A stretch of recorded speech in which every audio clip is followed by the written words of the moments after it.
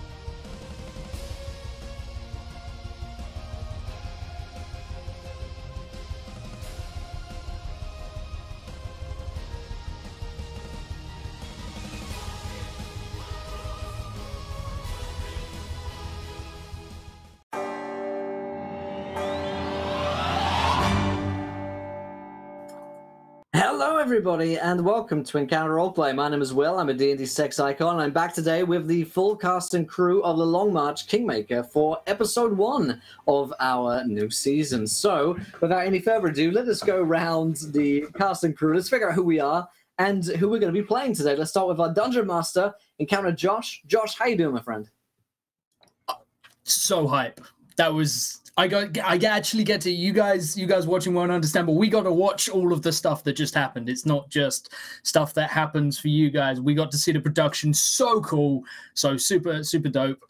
Really hyped for this. It's here. It's finally here. It's happening.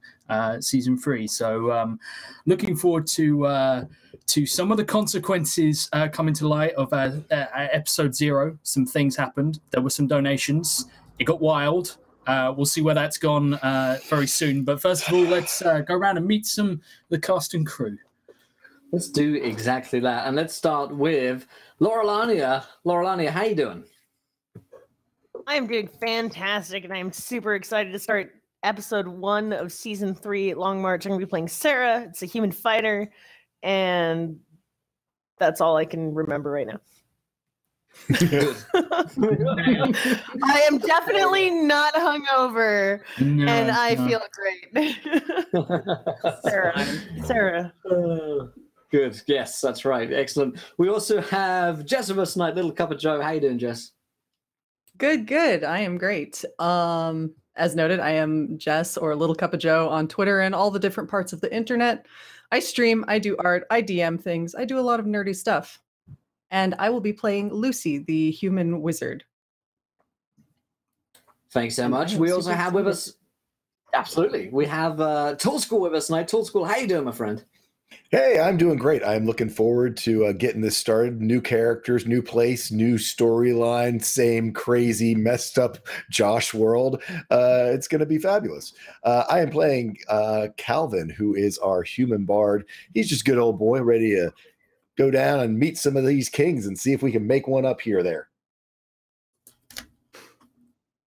Amazing. And as for myself, I will be playing Curtis Iago Fearson, who is a human rogue. I've actually gone mastermind rogue this time around, so I'm excited to play a new subclass and figure out this character. So it's going to be fun. But before we dive into today's game, I remind you guys of a couple of things.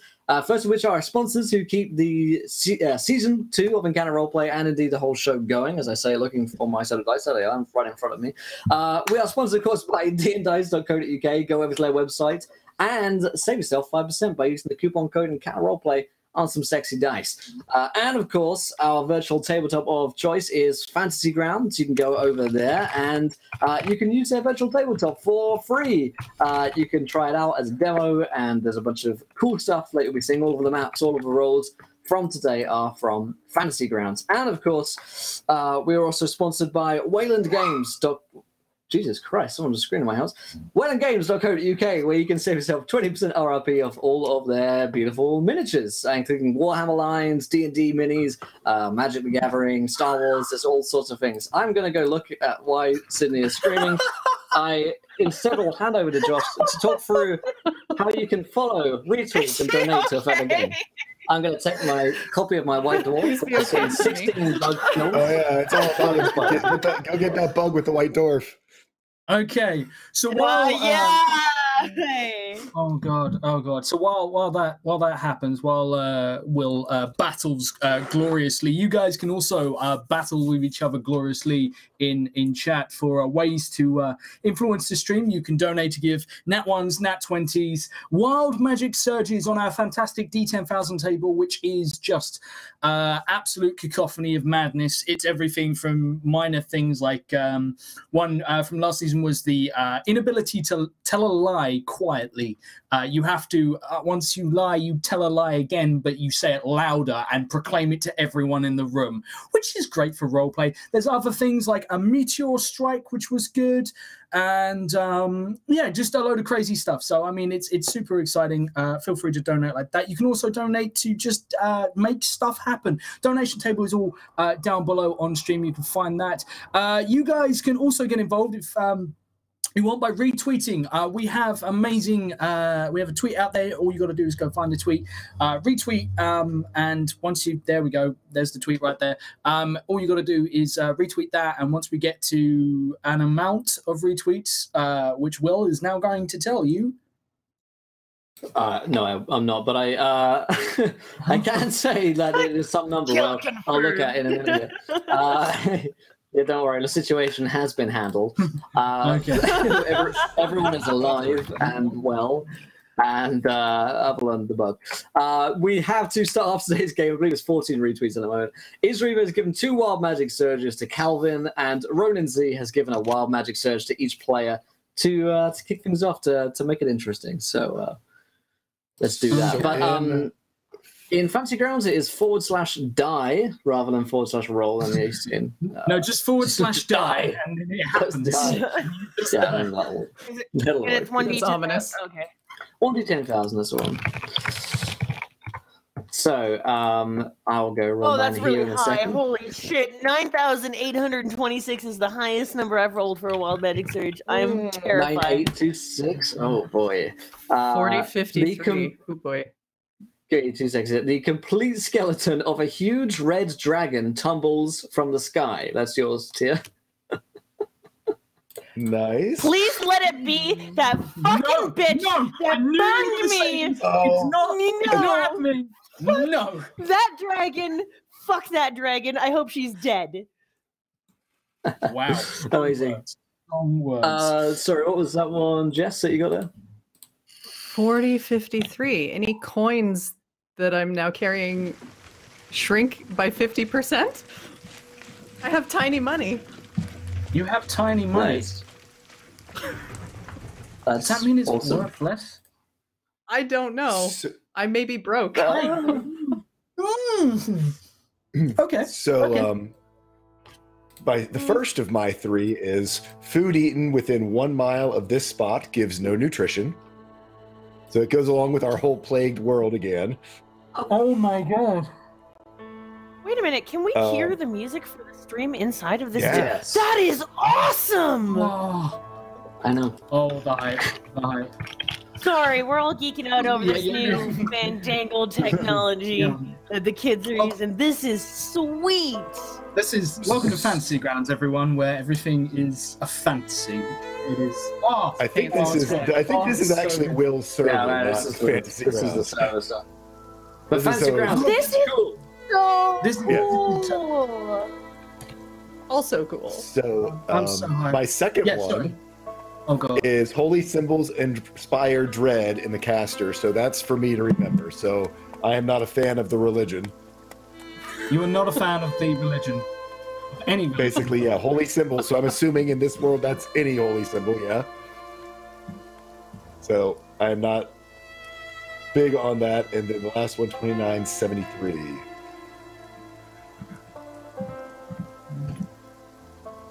Is nice. Oh, this is good. This is good. If slain before sunset, caster dissolves into a putrid slush. I assume that's just today. Is that just today, or is that like always? that's always like if you die, you will just turn like you will melt into a To putrid. slush. Ew. So is that like no death saves, or only if I fail all 3 of my death saves? If you fail all 3 death saves, you will turn into like a primordial slush of. Yeah, I'm dead. Yeah. Yeah, no Protein rest for me, shake. basically. You just Yeah, turn into a protein protein shake. Oh. Awesome. So no is that all res 3 for of me. your surges? If Calvin dies, he's dead. Yeah. Dead. Short of a wish or a true res. Okay. Well, I good mean, enough. that's maybe. Yeah, maybe that's something to do with the fact that he's afraid of like holy symbols that could resurrect Actually, him. maybe that's a thing. You know, he's an atheist. Soak him up If with you're an sludge. atheist, you turn into sludge. Oh. Or weird other somethings. Yes, my wild magic surge is that I can't be charmed by anyone of the opposite sex. Useful. You are That's actually so convenient lucky, as hell. dude. Yeah, That you're is convenient so as hell. lucky. Wow. That's helpful. Wow, feels good. That actually No. that works into your backstory actually. So we'll explore some. It's the married man. Makes sense. We're in a ring. Yeah. All right, so I think we're good to go, right? Let's do this thing. We are indeed. We find ourselves, ladies and gentlemen, in a world that is recovering from a great deal of terrible things that have been happening of late. I mean, we've had a war that's been raging for the past 10 years against the Fiend Touched, and it is literally, it is just ravaged the entire land. Ita has really struggled against the Fiend Touched, against demon kind that have sort of come from out of the wastes in the east. And this has had a lot of effect. A lot of people were killed in battles. A lot of people have lost their homes to siege.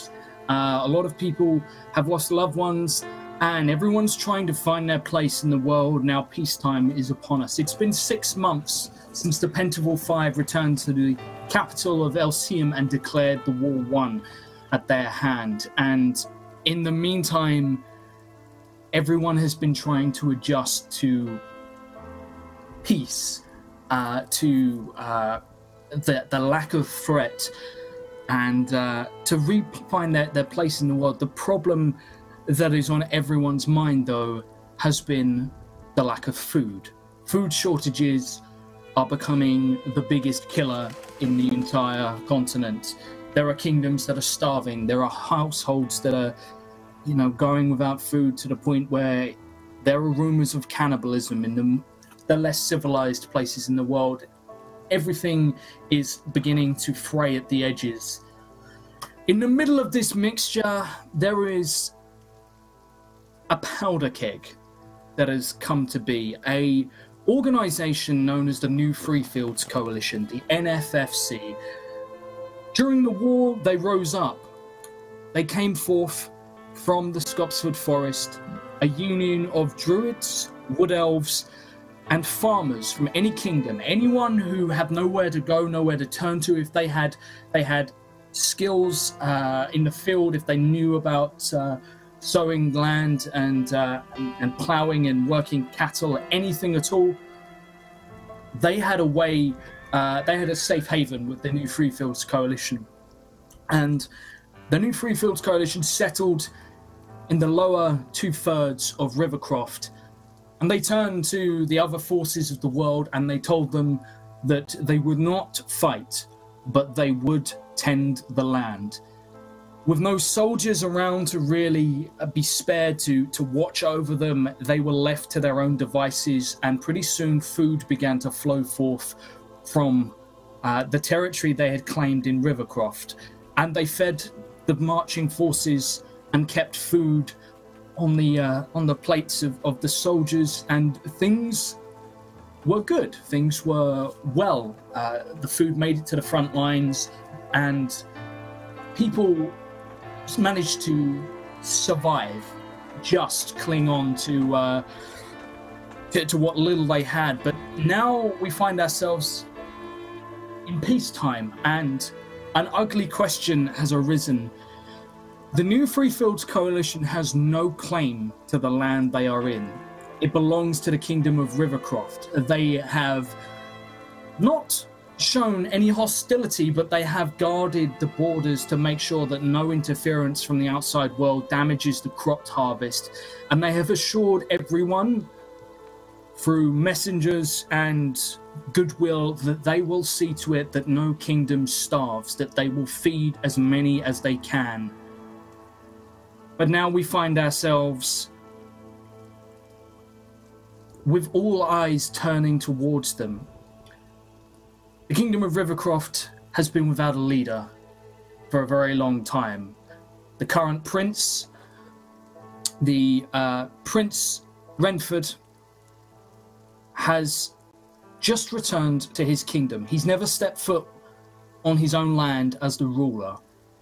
His father was slain as they were evacuated early in the war.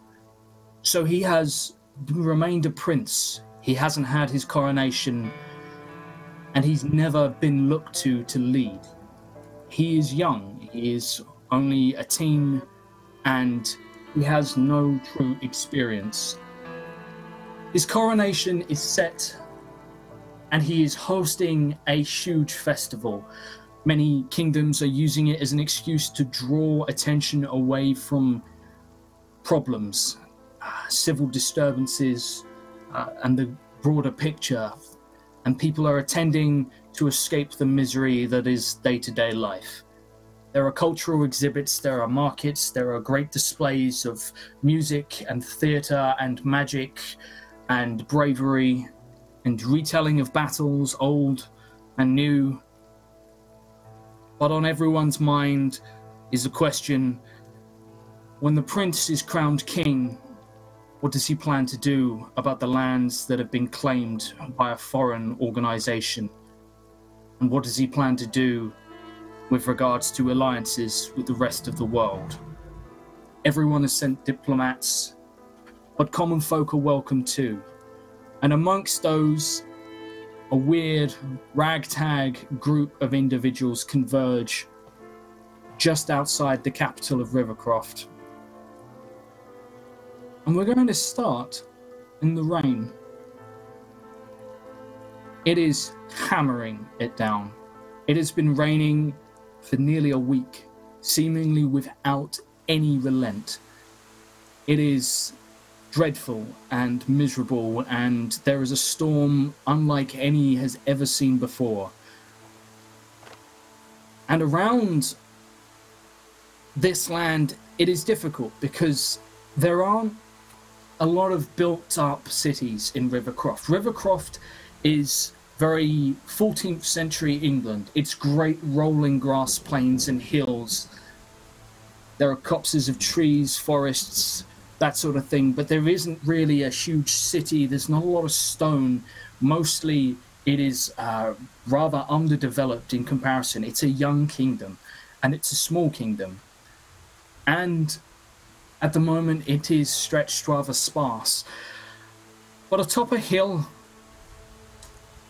we find a great flowing, huge tide seems to be coming down, rolling down the side of this hill. And shivering, staring up at this huge cascade of water that is flooding down, is a 14-and-a-half-year-old girl.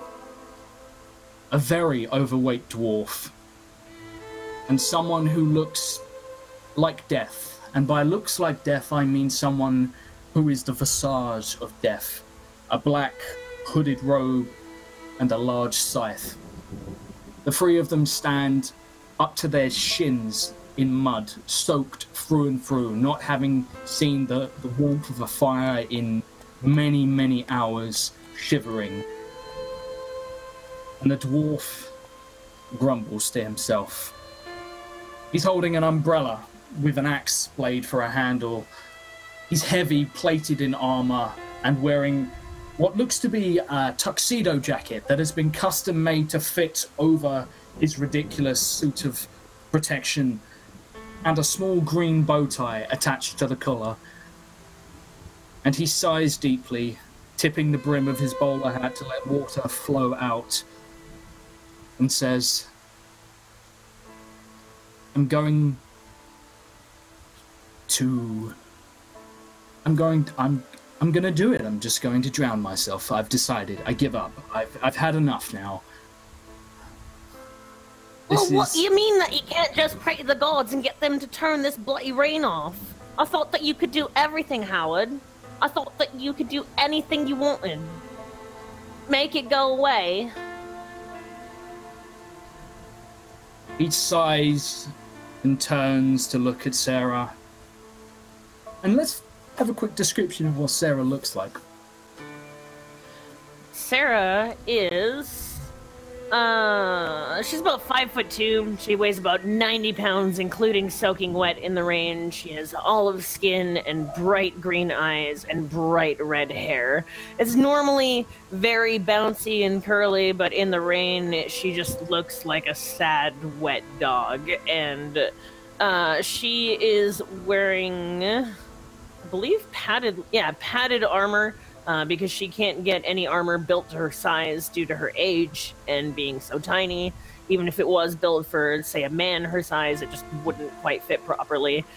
So she is miserable in the rain, but her eyes still have that expression of youth and joy, even as miserable as the weather is. And she looks at Howard, her red kind of curls splashing in the rain, defiantly.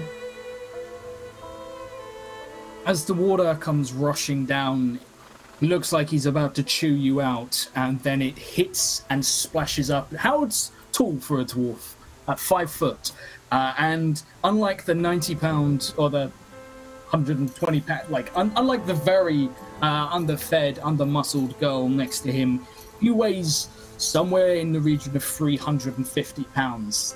And not in the tall school way, no. He looks like a weeble wobble. He looks like if you push him over, he would just rock back up again. He is incredibly portly, more round than possibly he is tall. And this water slams into the side of the both of you, soaking you through, but it doesn't matter. There's no coldness to it because you're just drenched. You haven't felt warmth in so long. Next to you, however, the human who's standing there in his Reaper-like get-up, the water parts around him, and you note that there is no rain falling on him. It is just hitting almost an invisible film around him and falling to the sides. Even the wind doesn't seem to be buffeting him. And he smirks, a very scarred pair of lips, deathly pale white like a skull, and looks to you both and says, "Well, at least we have warmth ahead of us." And he points to just beyond this huge floodplain that seems to stretch for miles. There is a castle in the distance atop a hill, a Motte Bailey castle, traditional, and around it there are structures. The structures, some seem to be old and made of wood. Some appear to be maybe made of fabric, cloth, tents, that sort of thing. Others just lean-tos and shacks that have been knocked up. And others more elegant. It is spreading outwards, and it looks like construction is still underway. You guys are a little early. The coronation doesn't start for another 4 days, and there is plenty going on as people prepare, having no real infrastructure to take on the huge hordes of people that are coming to celebrate. So he gestures, and in the distance he points to what looks to be a tavern, a small building that is still under construction opposite a huge, it looks like a platform, a stage of some sort is being erected opposite. He says, "We can probably find refuge there."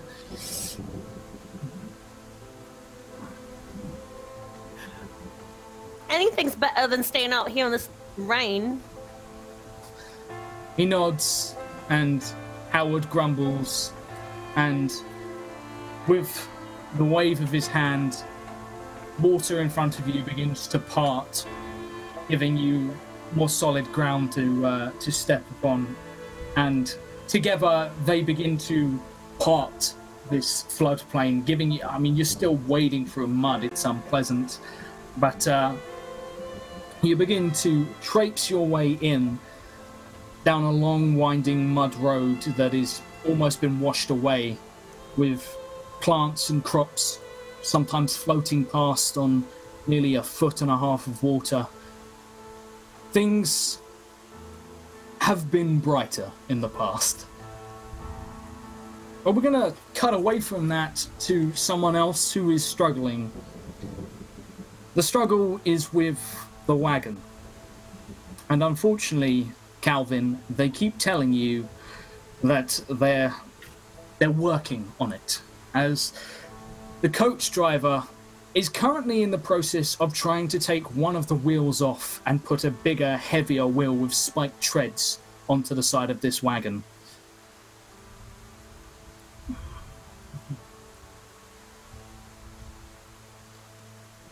You are muted. I cannot hear you, Torsten. You boys out there, sure you got this? Because it sure don't look like you got this. We are all as wet and wrinkled as a prune in a pickle jar in here, and we need to get to where we're going.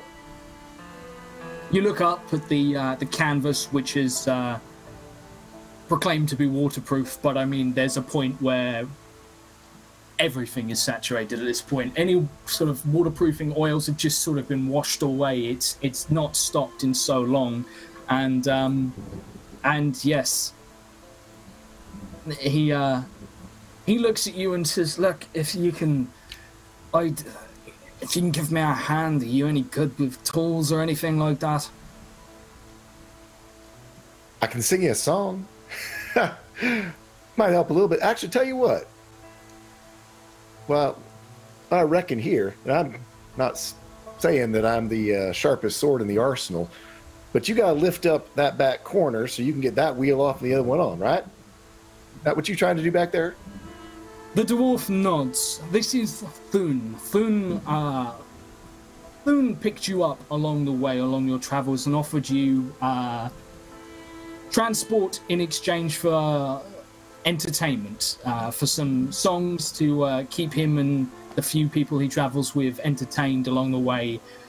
He's quickly run out of patience with you, with everyone, with absolutely everything. Everything has gone wrong, and your cabin, your carriage is kind of sinking at this point. He has his orc companion, who's a full-blooded orc, who has got one hand underneath the edge of the cart and is desperately trying to lift it up, so their elven companion can sort of wrench off the wheel and slide one out from underneath the carriage and fit it on. It's all going Pete Tong, as we say. You boys, okay, we ain't getting nowhere fast this way, that's for darn sure. So here, let me come on out there. And he hops on down. Well, sure enough, this thing's just as stuck as a molasses and amber.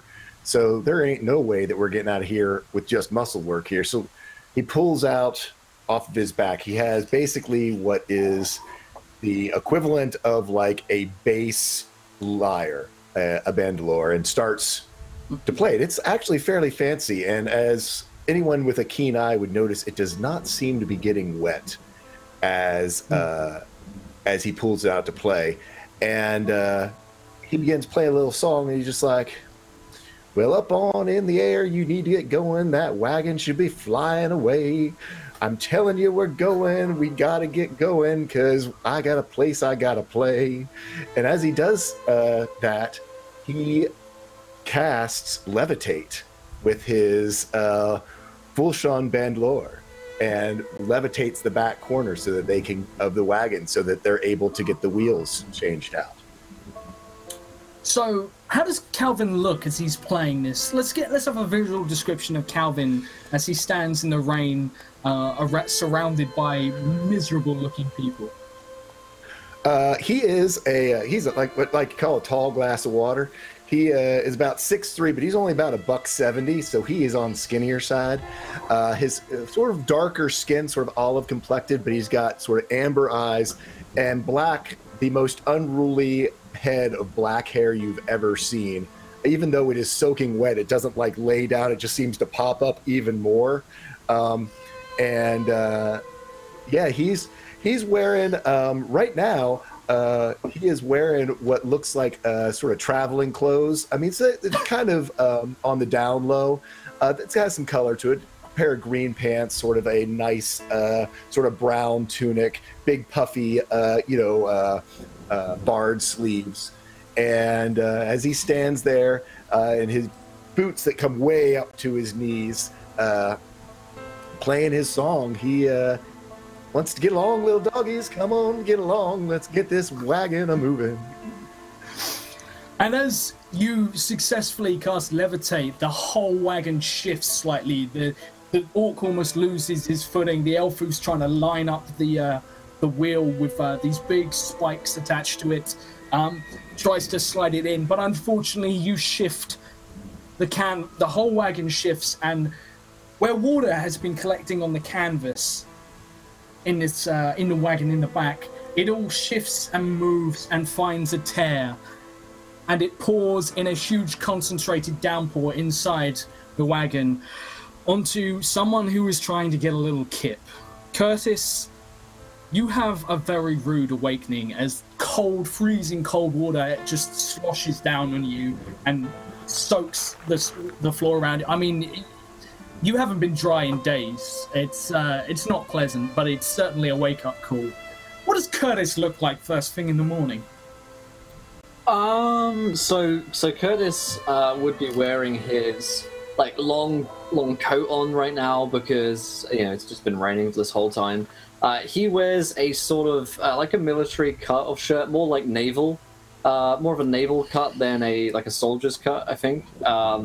So he looks very smart as he's dressed, despite the fact that he is, actually a rogue and has been a spy in his time. But he's in his diplomat's outfit now, so he looks pretty nicely dressed. And long boots on him. He carries no visible weapons on his person. What you would think to be some kind of flute like instrument is actually a blowgun, which he holds on his belts. He doesn't carry any bladed weapons on him for sure, because his wild magic surge at the beginning of Session 0 made sure that he cannot use them whatsoever. So he only uses weapons without any kind of real blade on them, which would include a garrote, which he keeps secreted away in a pocket, the blowgun, which probably uses several different poisons to administer any real damage if he needed to. But Curtis himself, he's about 5'9", so he's a slim built kind of guy, and in this sort of naval outfit he probably looks fairly dashing. He's got blonde hair, stubble, because they haven't had a chance to shave at all on the road, but he's going to get clear of that pretty soon.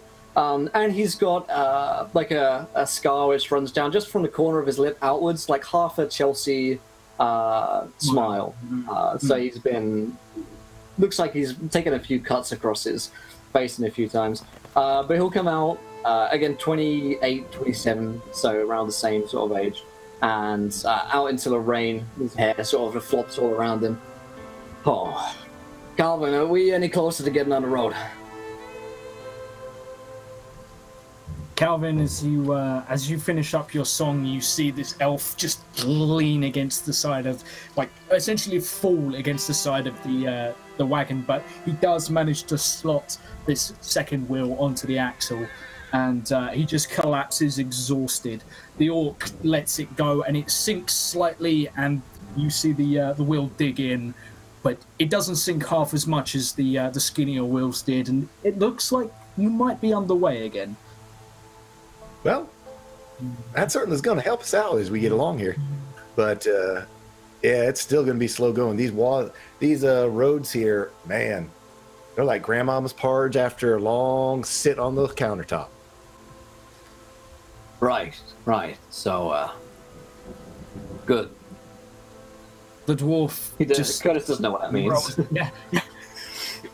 The dwarf just rolls his eyes, looks to Curtis, and gives you sort of a mock apologetic sort of look for the rude wake up, and pulls the tarp down as he climbs into the back again, making his way to the front.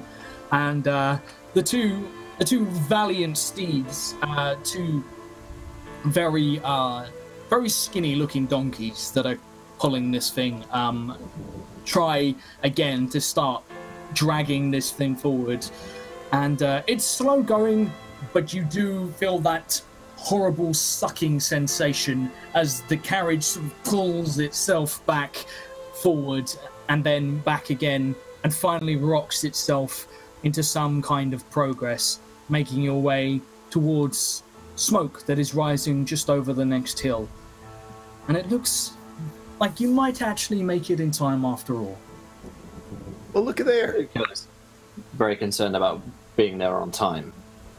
So he'll kind of crack a wry smile when he sees it. Looks like we've made it in time, Calvin. Well, I sure hope so. You don't want them starting the party without us. Maybe a nice warm bed for the evening, or some warm food, and just some not wet would be fine with me. Absolutely. Play a few songs, make a little coin, see what's going on. That's right, and I'm sure it'd be very useful when it comes to a matter of me speaking with Prince Henry Renford. I trust I can count on your support when we go meet him. Of course. I'm right on top of that. I got your back. You know I got your back. The chance to speak with the prince could be some good work for you.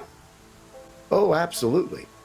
I'm a little bit more interested in talking to his court musician, but I figure starting at the prince and working down is always better than starting at the bottom, working up. That's how I like to work as well. You know that?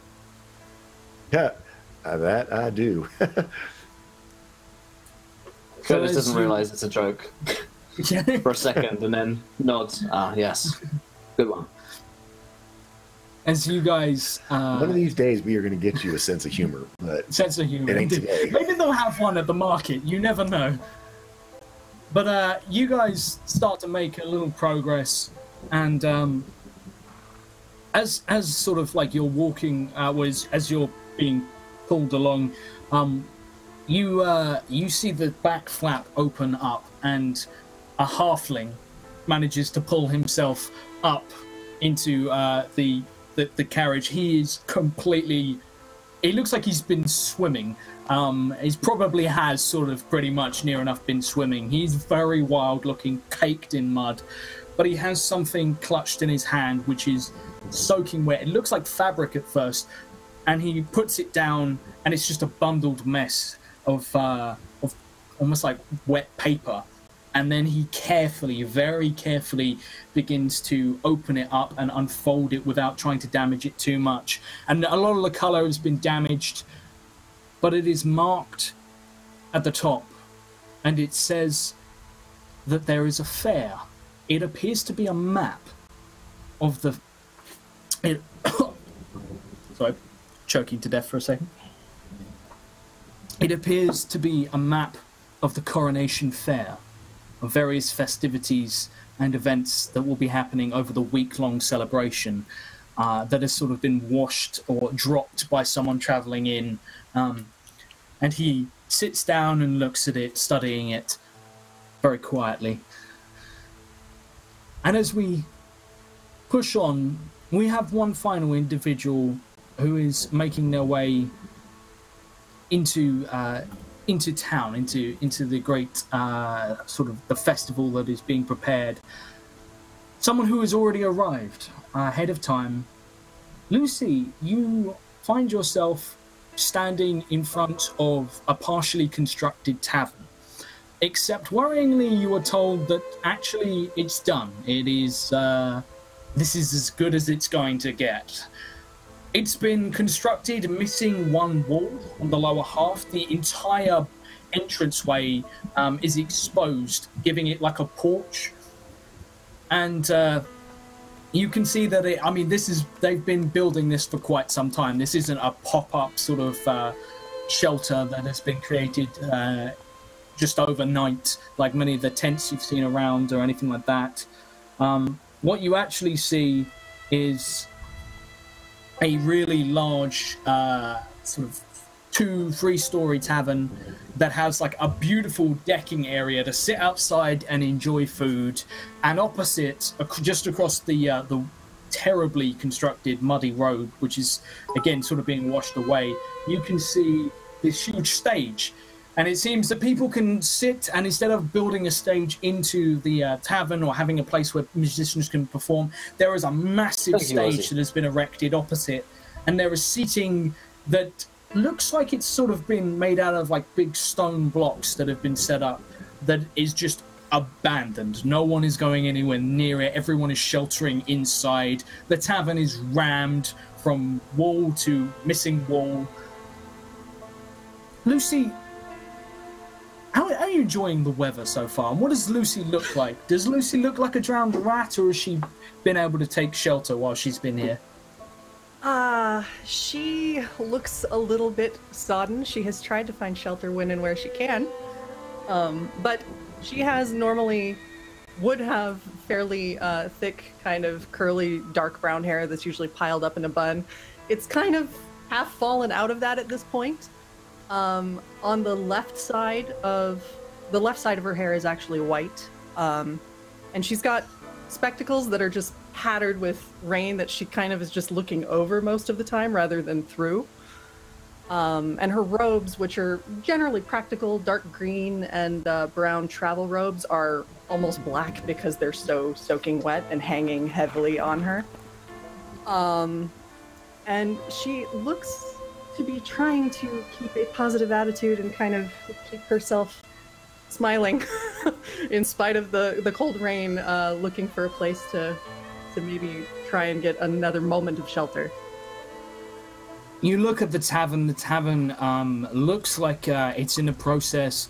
You see people sort of being pushed outwards by a dwarf, a big, heavy dwarf, wearing simple clothes, but who has a maul across his back, and he is just has a guy by like by the scruff of his clothing, and another guy by sort of like his belt, and are dragging both of them out onto the porch and shoves both of them. One slips and falls into the muddy street, just being submerged up to sort of like his nose for a second before he scrambles up, and he mutters something under his breath and says, "You're not buying drinks, you're not staying, you understand?" And heads back inside. You see a few other people sort of very miserable, still soaking, haven't managed to sort of like actually dry off, making their way out. And it clears a little room for anyone who would like to come in and actually pay to be there, as it were. Okay, I'm gonna run in. As you run up, the dwarf is just straight up in your face and says, "You better have coin." Oh, of course I do. Just a moment. One moment. Lucy will kind of dig around for a moment and fish into her purse and produce a few coins and be very surprised because they didn't look like grains of rice the last time she checked. That is interesting. How much? How much for a drink? Would you say? A drink depends on what kind of taste you got. So something hearty and to warm the insides, because it's a bit cold and I'm cold and wet. Shake that coin purse for me. Of course. Jingle, jingle. It makes a jingling sound, indicating that there is indeed money in there, and "You're welcome, no problems." And sort of graciously bows, giving you permission to sort of enter as he sort of bustles his way through a bunch of people. He turns a lot of heads, a lot of people surprised to see a dwarf here, but he sort of manages to sort of shoulder his way through and makes it behind the bar again, and clears a path for you to get to the bar. Above the bar, you can see that there is a sign that has been painted over. It appears to have had a name beforehand, like written, gilded, beautiful, and it has been really ugly painted over, like whitewashed. And on it, it just says "The Drowned Man's Refuge." Okay. It looks like it's still wet with paint, as if someone has recently decided to give up the ghost and just call it like he sees it. It's a very new name, understood. So she will sit down wherever there is a space available to shoulder her way in and just kind of take that in. You find space counting... at the bar. Okay, and kind of start counting out those coins. And just kind of to have them ready. Heads up, and you notice he's sort of standing there, and the bar is like at eye level, and then he takes a step forward, and you hear bones creaking and joints cracking, and he steps up onto like what looks like a bench that has been moved behind the bar, so he can like a steppy up stool, and he leans on the bar and says, "What can I get you?" I think just an ale is fine. However much you need for that. Just want something to drink for a moment. That'll be 5 electrum. Okay. I'm just kidding. No one has electrum. And he turns. He says, "Ale, right?" Turns round and just a little barman joke here. Never mind. And he pulls you an ale, puts it down in front of you, and he says, "That'll just be a copper." Oh yes. Here you go. And hand him the copper. He takes it, looks at it. "You've got halfling money. That's odd." I do. I came into quite a small fortune, literally. I like this one. Small fortune. Stealing that for myself. You are more than welcome to, sir. Thank you for the drink. Is the tavern finished? I came to understand it was completed, but is it sort of an open air thing? They were expecting it to be slightly nicer weather, but unfortunately it appears that, well, we're being pissed on by the gods, so... Yes, so it would seem. Well, what's going to happen with the festivities? Are they still on? Oh, yeah. He pulls a map from, like, a whole basket of, like, rolled up maps, pulls it, breaks the seal, and rolls it out in front of you to show quite a nicely coloured, if simple, map. The map shows you that there are a couple of different activities. There's plenty of like cultural stalls and like and shops and sort of markety things, but there are events going on. There's a stage. There's the Greenwood stage, which has sort of been set up and seems to be sort of almost like an open mic sort of deal. People can come and compete, and there are prizes that are promised. There's a jousting arena, which you note has recently been sort of scratched off, and it now says water jousting. And other than that, there's a mud arena, which seems to be what has been like the gladiator pit was. There's a couple more sort of stages where local acts will be performing, and a couple of sort of dancing places, and something called something called the King's Ransom, which appears to be another sort of a kids play area / hide and seek competition. So there's a real strange variety of sort of festivally bits going on, but there's also, it boasts that there are places that are, there's food that has come specifically from Elsium and fine wines that are sort of being sold for probably extortionate prices, along with fantastic soaps and magical trinkets. The Orc Wastes have brought tribal sort of decorations, weapons are even being sold, and sort of all manner of curiosity from what is still quite a strange place for a lot of people. The dwarves apparently have set up a small shop that sells tiny toys that move as if possessed by magic and creatures and spirits, that kind of thing. There's a real eclectic mix, and he pushes the map to you and says, yeah, welcome to it. I've got plenty more. Oh, excellent. I can have this. Yes, of course. Well, you're paying for wonderful. drinks. Oh, of course, yes. It's excellent, by the way. Thank you.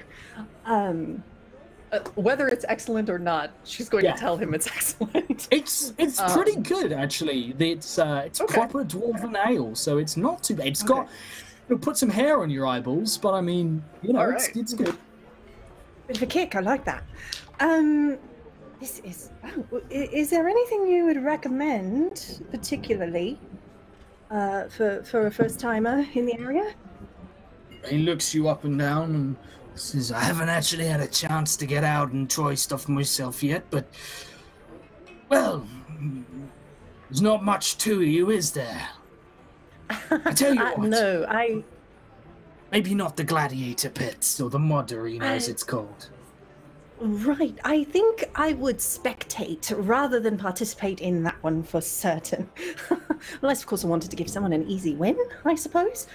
But I'm not much of the fighting kind. If you're looking to give away your admission fee, I can give you booze in exchange for that coin, so don't be too hasty. Of course. I think I will settle for a little while and have a drink for a bit and try to dry off for the moment. Needing a room, actually, yes, if there's any available. I just got in today, and I'm planning to stay for the festivities, for the coronation. He looks up and down, sort of around the bar, and he says, if you're actually looking to stay, you're welcome to it. A lot of people are just trying to get out of the drizzle.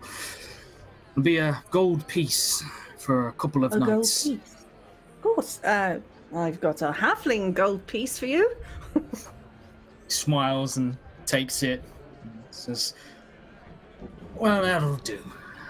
Hands you a key and just says, just up the steps and, well, actually, and he takes the key back and hands you a different key, and he says, between you and me, I like you, so it's probably one of the only one where the roof isn't leaking at the moment. It's getting a bit of a problem. I can understand, all things considered. I really wonder if this rain's ever going to stop. Thank you very much. What's your name, sir? Gorham. Gorham. So good to meet you, Master Gorham. I'm Lucy. Lucy? What brings you here, Lucy? I am in the process of writing a history. So I was rather thinking it'd be a good place to be. Ah, right. Right up front, able to write it as it happens, that sort of thing. Talk to people. He sighs and, yeah, well, plenty of soldiers about, plenty of mercenaries about who fought in the war. A lot of them don't really seem to know what to do with themselves nowadays, now the war's done, and, well, there's no fighting to be left. Mind you, that probably won't last too long. That's certainly possible. I mean, tell you what, chances are pretty good I might bring some of them here to drink so I can hear their stories. So you may get some more paying custom on my dime, on my coin. Well, that'd be I'll certainly try, at any rate. He nods and gives you an earnest smile and says, well, I gotta go throw out that wee little shite in the corner who hasn't done anything but sit there and stare outside forlorn. So if you'll excuse me, I'll, you need anything else, just holler. Of course, much obliged. And you hear him jump down, and even behind the bar, you hear a little splash of water as he begins to make his way, bustling through, causing a ruckus. Right. And as more and more people are ejected, the tavern seems to thin in numbers. There are some people who you even see, maybe not so wisely, maybe wisely, who knows, who actually wade underneath the stage itself that is opposite and seem to take refuge under there, just trying to get out of it. But more people head closer to the castle itself, to sort of the markets that are still being assembled. And this gives you enough room to actually see that there is a wagon that has just pulled up outside, and it comes to a stop and looks like it might never move again, as you see the rear wheels sink in, and you just see the rider just deep anguish rush across his face. He buries his hands in his face in his hands even, and he says, "Final stop. Everybody get off. I'm done." And Curtis and Calvin, you are not forcibly ejected, but you were ejected from this carriage, having arrived at your destination. Well, this looks like a good place as any to stop for the night, Calvin. What'd you say? I think it's the only place to stop for the night. And I sort of look around. I think we're here. I mean, you wouldn't know it from all the people being inside, but I mean, look over there. There's stage and all the construction. This has got to be it, right? Hey, Boone. Looks like it. I know this is you're done. Come on inside. Let me buy you a drink. You're as wrinkled as a prune in a pickle jar. Come on. You deserve one. Your whole crew. Come on in.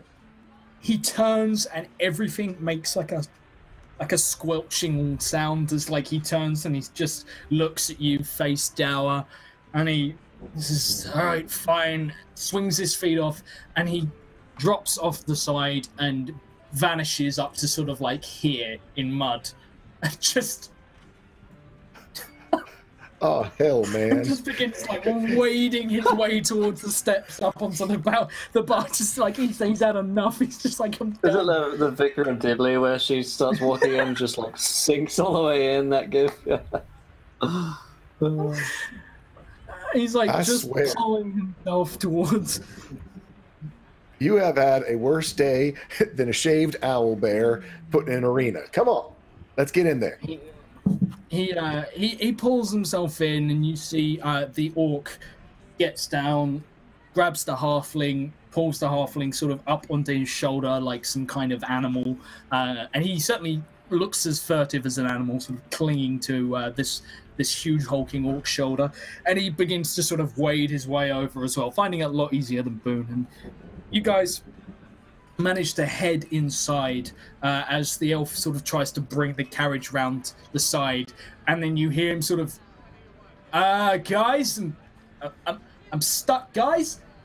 Any bollocks, and like tries to like coach the coach a little further to get it parked up so it's not taking up the entire sort of road. As you guys make your way into the Drowned Man's Refuge. I immediately look around either for the proprietor or the way to the bar or something. There's no one at the bar. There's a dwarf having an argument with a couple of guys sat around a large round table who have what look to be cards, sort of like splayed all over the table, and coin, and he is arguing with them over the fact that they are spending more money paying it to each other than paying it to the bar. And he stops for a moment, looks over, sees you all enter, eyes you all up, and then puts on a forced smile and says, "Welcome. How are you?" We're doing great. We are soaking wet, have money to spend, and want to get some alcohol to warm our Come bellies. with me! And he I was gonna say, I know my way around money the to tavern. spend. And he manages to make his way behind the bar again. And there is space at the bar to sit at the bar. There is someone wearing sodden robes who is drying. You notice that there is a fire that has been started. That there are some actual quite comfortable chairs sort of sat around, almost like a big semicircular bench with padding for people to sort of congregate around, but it is full. Like, people are like elbowing each other, but the bar is available to you guys to sit down and rest your weary heads.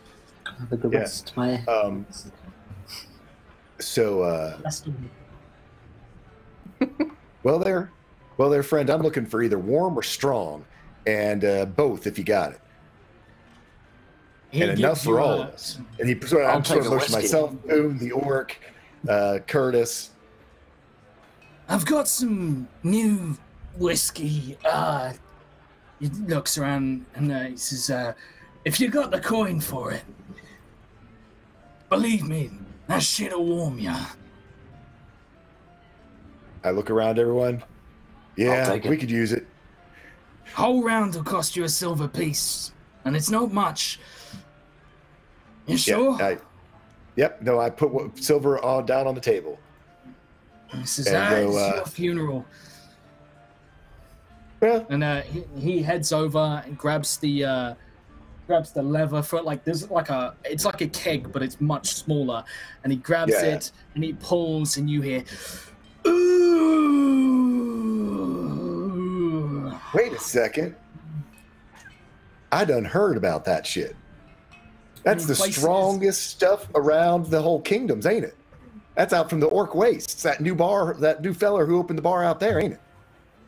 He nods, I've heard of him. Puts it down, and you see him reach over. He goes over to a candle that's on on one of the chandeliers is hanging behind the bar, reaches up, takes it, and he walks over and holds it against, and you watch as the shot bursts into flame. And you watch, it doesn't burn it doesn't just burn sort of gold, it burns like a fiery red. And he says, "You're supposed to drink it while it's still lit, but you can put it out if you want to." And he begins to pour you more as the next one comes up. Curtis is gonna take it and just like have a little sip of it and go, it's all right, I guess. He eyes you scornfully. This stuff is back lit. You toss it back lit. That burns, like it's that deep burn, that actual slight on the edge of uncomfortable kind of burn, but it right down into your stomach. It feels like it's almost still like crackling with flame in your gut. It's got some bite. Can I burp on the candle and see if I get like a lit burp? If I burp on the candle, does my burp catch on fire? Okay, you. Can I do like a performance check? Give me a performance check. First roll of the game. Let's see if I can do this. So I double click on it, right? Mm-hmm. Mm-hmm. That is a 11. 17. Good down. Oh no, 17. Yeah, sorry. Right. So God, you've got an 11. Wow, you are expertise in performance, man. So yeah. As literally you. Can I blow like a flame circle like you do with like I see you do with your thing? That I do a flame? Yeah. Just ring. So you. And it just comes forth, and like you see the barman he doesn't seem too surprised. He just sort of ducks his shoulder as the flame goes over, and you watch it sort of like behind the bar, a couple of labels burn off bottles, and he doesn't seem miffed in the slightest. He smiles and says, "That's that good shit right there." Tell you what, that will light you up now, won't it? It's like a firefly on a summer evening. That's my kind of drink right there. Certainly has a kick to it. Indeed. Lucy at the bar. I make sure that Boone and the Orc have one too.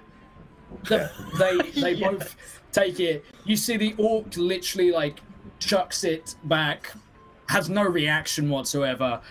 Boone sort of like pauses for a moment. It's lit, and instead of drinking it, he holds it up for a second, closes his eyes, and he mutters something so quiet it's only audible to himself, and drinks, and slams it back down, sort of.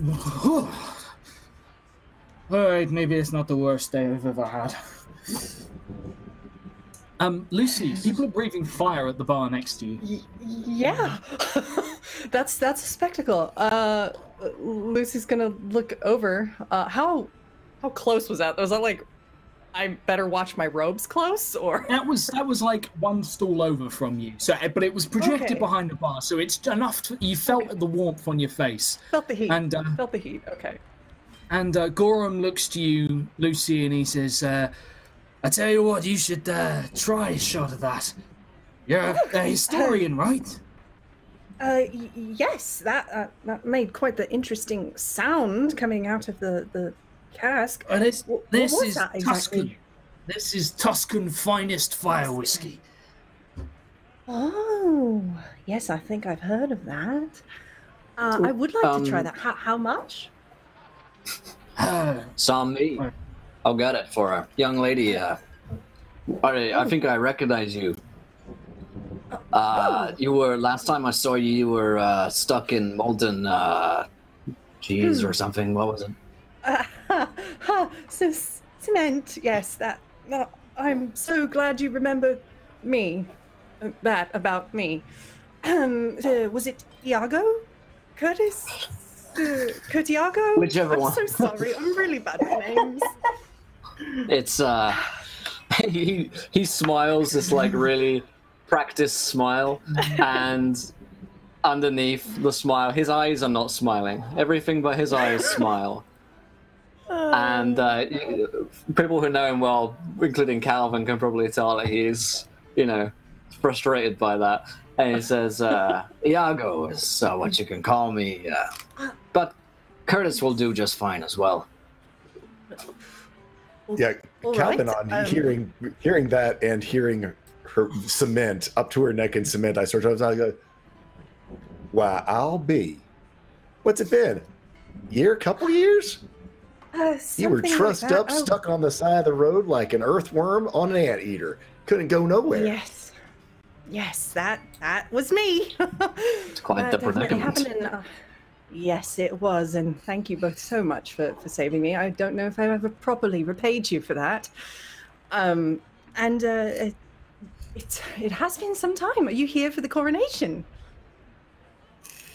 Yes, ma'am, we are. Same as I am then. Same as most people, I think. Yeah, what have you heard about this? Weather stinks, but looks like they got all kinds of places constructed around here.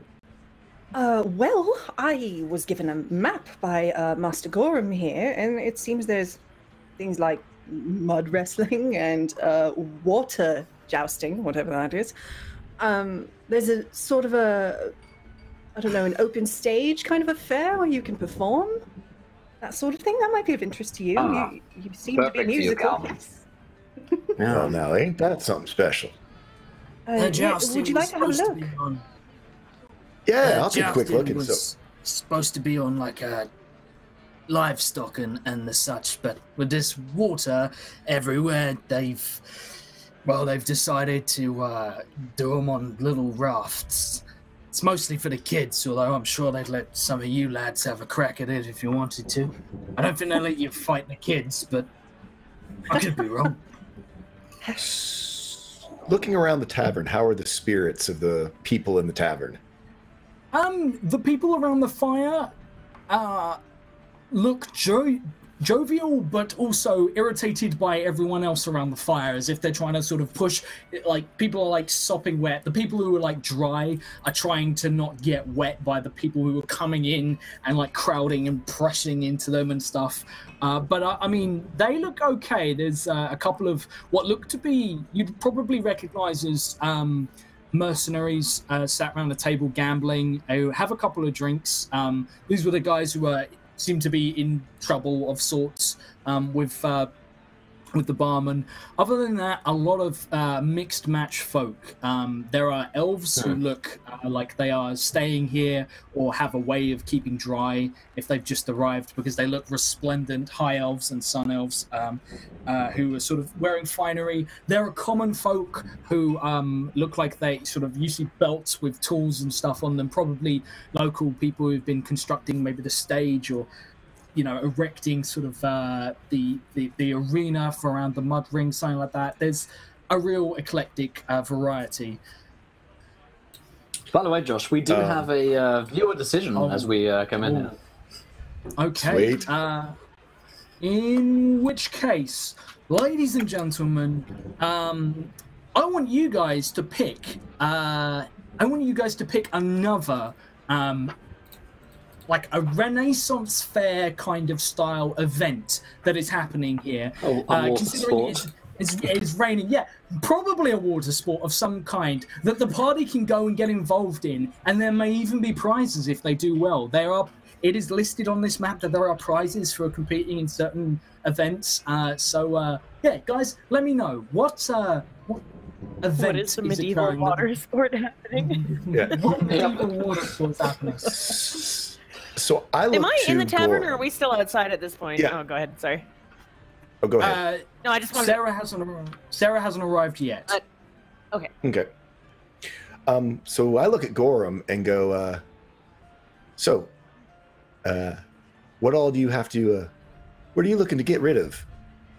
What drink you want to move tonight? You want to move that fire whiskey, or you've got some old ale you need to get moving? He looks behind the bar and he's just like, looks directly over his left shoulder, and he puts down 4 bottles. All of the labels are burnt away, and he says, might as well start with these. No fucking idea what's in them. Okay. Tell you what, I can get those bottles moving by all these people out here. Can you get me a, there you go. And I shake his hand, and can I do a performance? So I pull out, I pull out my lyre, and I start to stroll, sort of. Uh-oh, did we lose Josh? Oh no, there he is. And I strum once, and I go, well, there's a new tavern in town, and Gorham's person who owns it. It's called the Drowned Man's Refuge, and I'm telling you, it's the place to be. The Greenwood stage has prizes. The jousting's now using fishes as mounts. The mud arena has warriors are slipping and they're sliding, and the King's Ransom has hide and seek for all of the kiddies about. Well, Elysium brought some food and wine, brought it from afar. The orcs brought weapons and tribal stuff, and the dwarves, they bring toys that are above par. But I tell you what you need to do when it's raining outside. You need to come right up to the bar. We got these 4 bottles. They're going to warm you up. Just put some coin and we'll take you far. Roll me that with advantage. I'm impressed. Let's see. What have we got? Performance, I assume? Yeah. A 24. That would be a 24. Damn. So the people around sort of take note. They listen, and a couple of people, you see a couple of the mercenaries actually stand up to sort of eye you up, figure out sort of what's going on over there, and who you are, take your measure, and make their way over to the bar. You've got a couple of other people sort of step up from where they've been warming themselves. A few people sort of, a small crowd begins to gather around you. And you even see like 1 or 2 people who are walking by outside sort of wade their way over to the steps, pull themselves up and come in, sort of shaking themselves off. And immediately like coin hits the bar, and he watches Gorham like uncorks like 2 of the bottles and just begins pouring shots, and then he realizes one of them is like wine, and like gets all the shots together, pours it because he's no idea what he's pouring, and he starts Gorham's like mixing. Mystery mix of the night, just come on, chug him on back. The Greenwood stage has prizes, and the jousting is out in the back. Nice. As this chaos ensues of like a mad dash to the bar, people like move the furniture around, and a couple of people like say to you like, you should be out on the stage.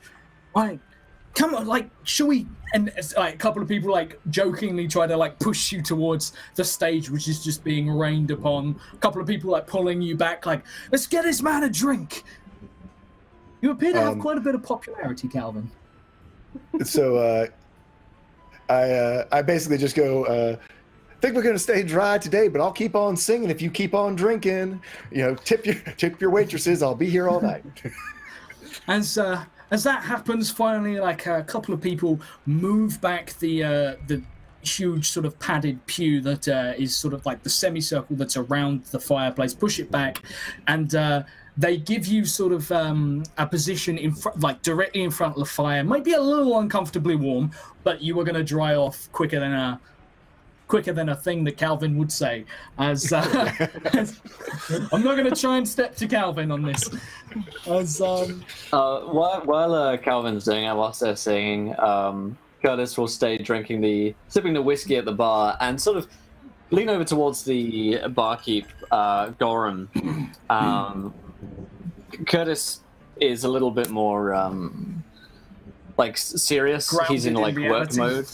Yeah. Grounded in reality, a little bit more serious. He'll kind of lean across and say, "Hey, Goran, was it? I'm looking for a guy, someone that might be around town by the name of Artemis. You ever seen him come by here?" Yeah, I know what he looks like.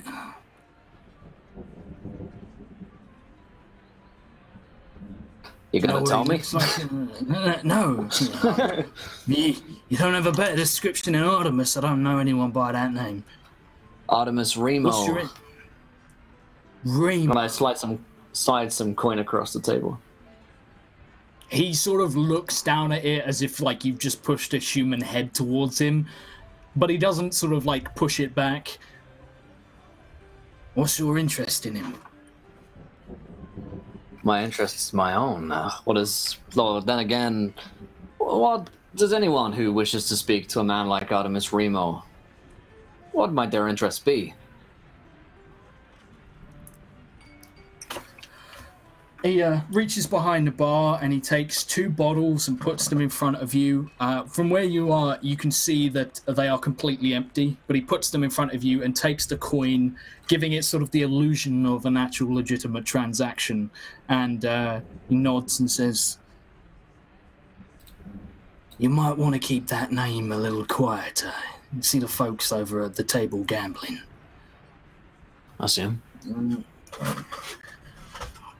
They work for people who work for people like Remo, but not Remo.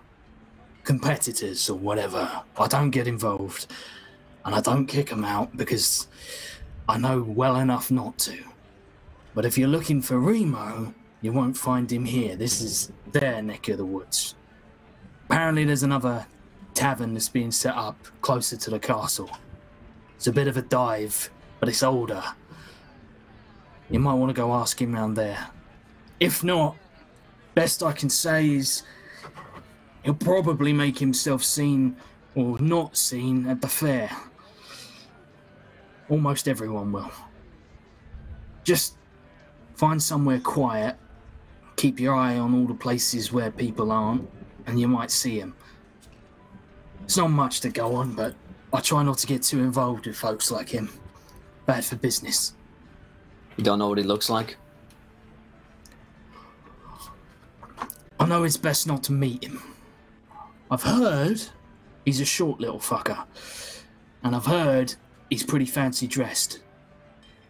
Between you and me, my money is on him being like that one. And he points to where the tiny halfling is sat like on a stool, barely able to see above the bar, next to the orc. Probably a short fella, either a halfling or gnome or something. Which means he probably isn't going anywhere anytime soon in this weather. Probably fucking drown out there. All right. Thank you, Garum. Presumably Lucy is close enough to have heard this conversation. So Yeah, did I overhear any of that? I'm gonna say like Gorum like is trying to keep it quiet enough to not be heard by like the people over there. But at the same time, there's like we've got Calvin who's singing in like loads of cacophony, so he's having to speak loud enough to sort of. So yeah, I would say Lucy's probably clued into what was just said. Okay. Somebody in particular you're trying to find in this place, Curtis? yeah, I've got business here, and well, I don't know how much you really know about me, but I work for a city in the Freelands, and we're trying to get as much help as possible. That help involves pretty much anything I can get, so the situation is pretty dire back home. As it is in most places, I imagine. Lately, anyway. Gorum nods, Yeah. he's sort of cleaning down the bar, and he says, "Look, if you're looking to cause trouble, or you're looking for trouble, I imagine it's not too far off. of all these people here, there's a lot of old grudges between kingdoms and a lot on the table. And unfortunately, well, actually, the fact that there isn't a lot on the table is probably the bigger issue.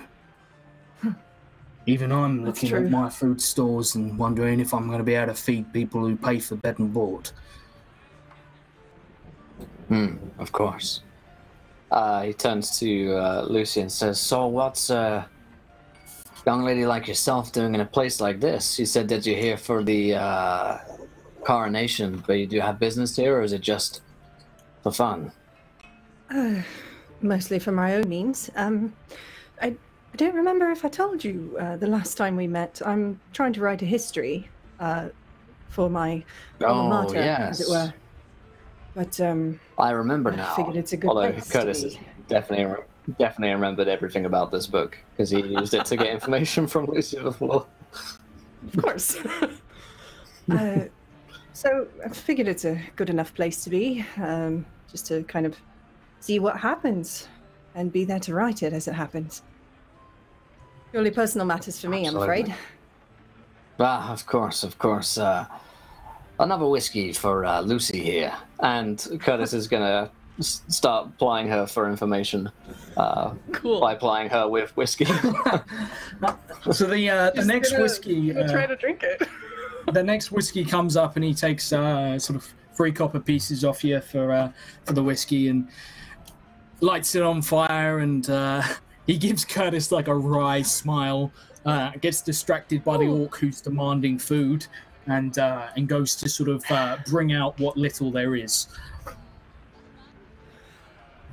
That's a bit stronger than I like it, but it's definitely a taste to remember. Yeah, absolutely. So, you still working with the what was the people that you where you come from? Oh, the Brackendale Mages Academy. Well, I still have contacts back there, but I haven't been back for some time. As you mention this, the orc next to you just turns and looks down at you, and then food arrives and he takes it and he just walks away, just seemingly disgusted. But on his shoulder he has this little halfling, and the halfling straight up just 2 fingers to the eyes, 2 fingers to you, and then is carried away by the orc, who goes and sits down at a table. And you notice like everyone at the table decides suddenly that they've got other things to be doing, and some of them head outside other people, but this guy's a big fella. You seem popular around here.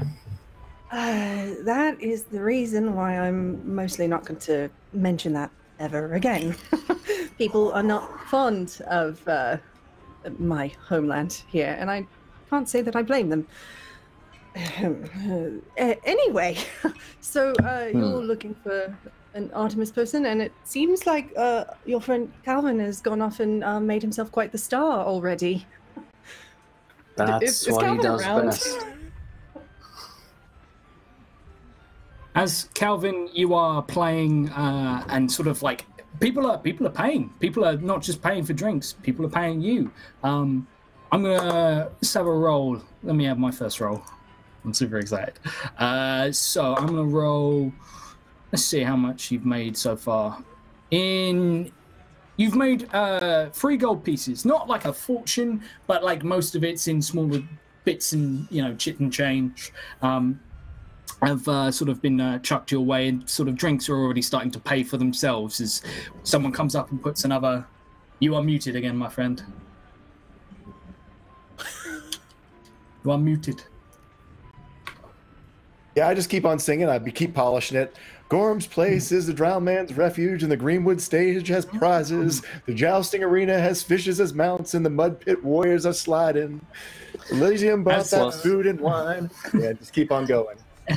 In front of you, someone carries over like a small stool and just begins putting like your various drinks that have been given to you, sort of stacking them. You have like a mini bar in front of you. Go ahead. Yeah. I look to Curtis this is like number 20. This is like con 23 for us. So he now can start taking these drinks and feeding them around and finding out what's happening. So this is like our old enter to a new town type piece. So I sort of give him a wink when I start, and sort of motion to the mini bar that I have as I keep playing. And I just sort of so kind of twirling around, keep pushing people toward the bar, selling whatever. I kind of look to see if he's tapped a new keg or brought a different bottle out and make up a little song about it. But yeah, I'm working the room, and I'm listening to voices that stand out in my head. So for potentially imitating them later. Okay. Nice. Also, Ronan Z donates £20 to give everyone a wild magic surge. Thank you, Ronan. Ronan, the destroyer of worlds. Thank you, my friend. Once again, have a drink in your honor. You're not going to say thank you once you hear mine. All within 50 yards must repeat everything they say for 1d10 days. Okay, right. So people, Calvin, the whole tavern.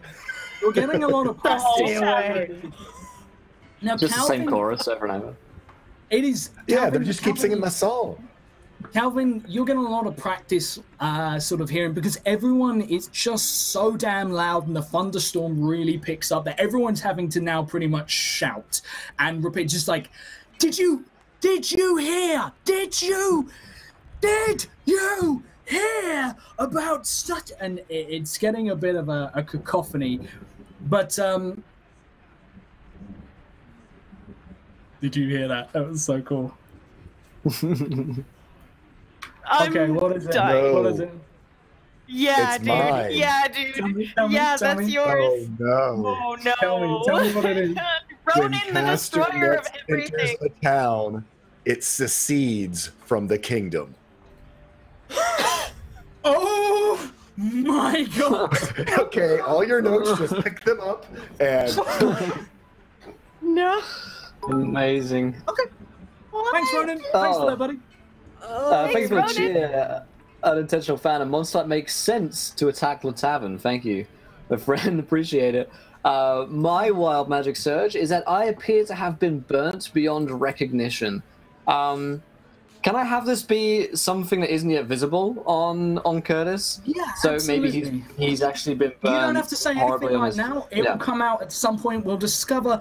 And it doesn't. I won't say it necessarily needs to just be burnt, but you have like a grisly wound of like a war wound or a birthmark or something about your person that isn't visible. Sort of, sleeves rolled down and with your top still This on. might be where he's wearing that sort of long military coat. Hides a lot of skin. Yeah, absolutely. So we've got those two. Yeah. What else? Yeah, have I we got the ground within 50 yards is incredibly sticky. You're right, it is. You're damn right, it is. People have trudged mud in, but there's also like old beer and ale everywhere, and like people like. That's the other sound that is making it really hard. It's just people like squelching and slopping around. Yep. Yeah. That sound effect. That sound effect, though. Do we have any left? I believe. I think that was all of us. that's it. That's the Okay. four of us. Yeah. We've done enough damage. Okay. What was the event? The aquatic event that was. That, I believe, is either... Let me check. Either pig wrestling or pin the tail on the tiefling, or you could do both. Or pin the tail on the pig wrestler. Pig wrestling or pin the tail. Both of them. Both of them are going to happen. I'm going to add both of them in. The party is more than welcome to try your hand at pig wrestling as well, or pin the tail on the tiefling. Whether or not it's a real tiefling, it's not known. It's So just while like Calvin is... Sorry, go ahead. no. Okay, so while Calvin is... he's sort of sent a wink over towards me, I've probably gotten Lucy a little drunk and asked her about what she's doing here and about her book, and if she's got anything new in her book that I find interesting. I see the wink from Calvin, And I said to Lucius, I know that you're here to help, and you mentioned this meeting with Mr. Artemis Remo, but me and Calvin are here on business, and you should know that the business we're in gets dangerous. So I think I'll just leave you here with another drink, barman, and go speak to these men over here. Of course, as you like. The dangerous business sounds interesting, though, if I'm being honest. He was about to walk away, and he's got the practiced look back, sort of. Well, I guess. I mean, if I don't know. I mean, dangerous work is. We're dangerous men. Well, you're also dangerous men who picked me out of a cement block, so I'm inclined to travel more with you than with some of the other company I've kept in the past, to be quite honest. I will, of course, be willing to help with anything I can, and I do have a bit of magic in my fingers. I did train at the Mages Academy. Got some skills. Okay, well, how about you come with me and let's take some drinks over to these fellas here and just get what the word about town is. Of course. Sounds perfect, actually. Shouldn't be too dangerous, but if anyone does anything, then just give me the look, okay? Right, the look. Like, for that? Something like that? That's not the look, but it's a look. That'll do for now. It's a strong look, right. but it's not the look.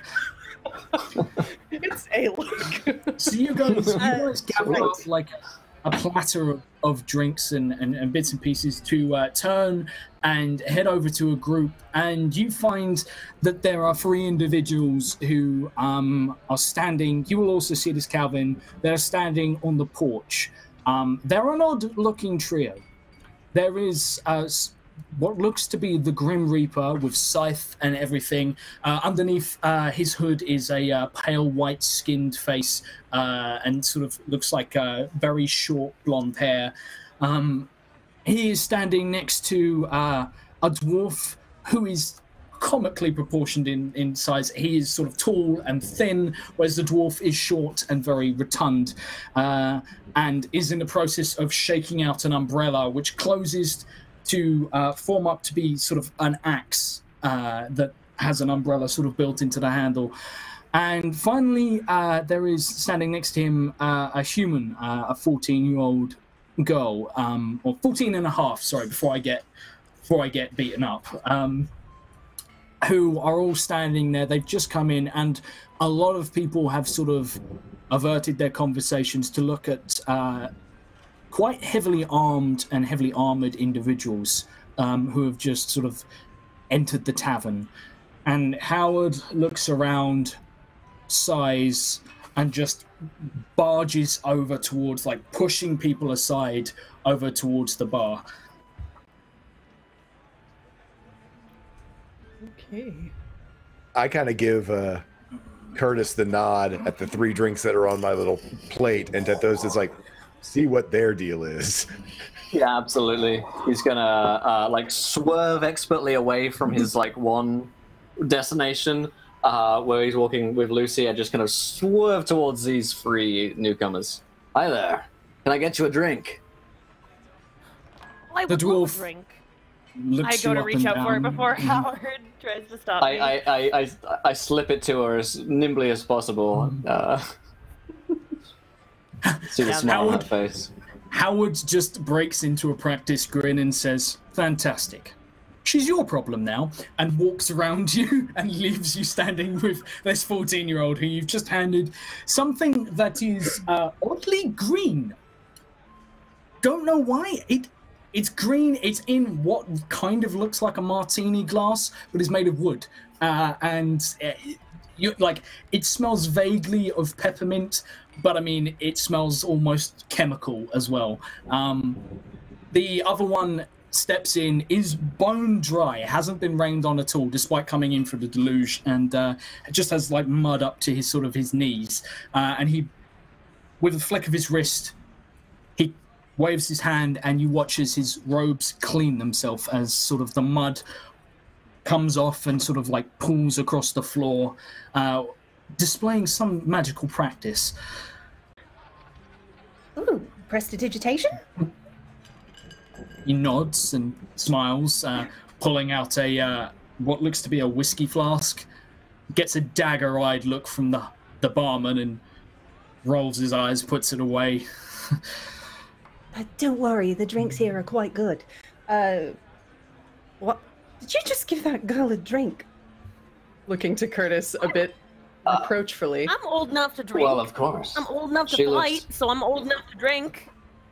Yeah, I mean, How? Really? Are you just How a old do you little think small? I am? Um, Yes. 12? 11? at the same time, I'm 14 and a half. Curtis is going to say 18. Oh, At least 18, I'd say, no? Oh, really? You just look old for your age. Wow, you look very grown up. What, you Well, traveling thank with you. these three here? Well, I was near starving to death when they found me, and now I'm here so I can fight and earn some money, and perhaps maybe see this new prince. fighting to earn money at your age. That's, I'm quite good. I bet I could take you around the ring. I'm quite certain you could, because I'm really not a fighter. But even so, honestly, that's a bit dangerous, don't you think, dear? No, I've been practicing. Me pa taught me how to fight. I fight quite well. Right. Well, I'm certain there's activities here that are relatively safe for you to engage in and earn some coin. She's kind of like Plenty going walking on. around the wizard as she's talking, just kind of like, what the hell? You practice magic? Can you do a trick? Can I see some magic? Certainly. I'll just cast dancing lights and just summon up some little. She is orb fucking lights. blown away by this. Like, it's just the just most kind of- yeah. amazing thing she's ever seen. So yeah, I'll just kind of like do the like the David Bowie thing with it, just like dancing over my fingers. Let them kind of do this. Yeah.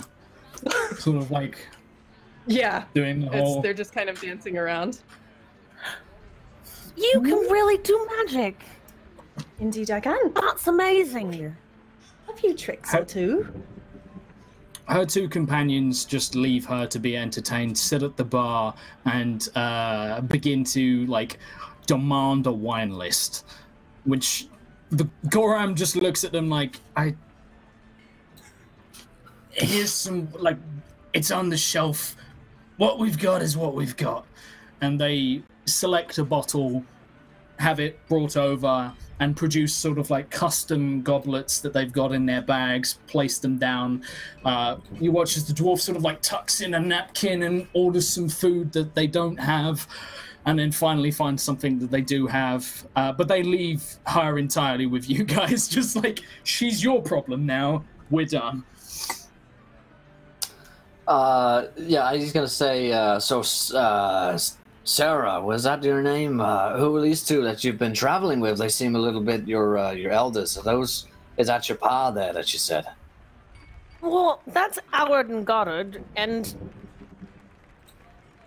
they're my friends. But other than that, I don't really know him that well. He's really good at speaking to the gods, though the gods don't much like speaking to him. I'm going back in the Scottish.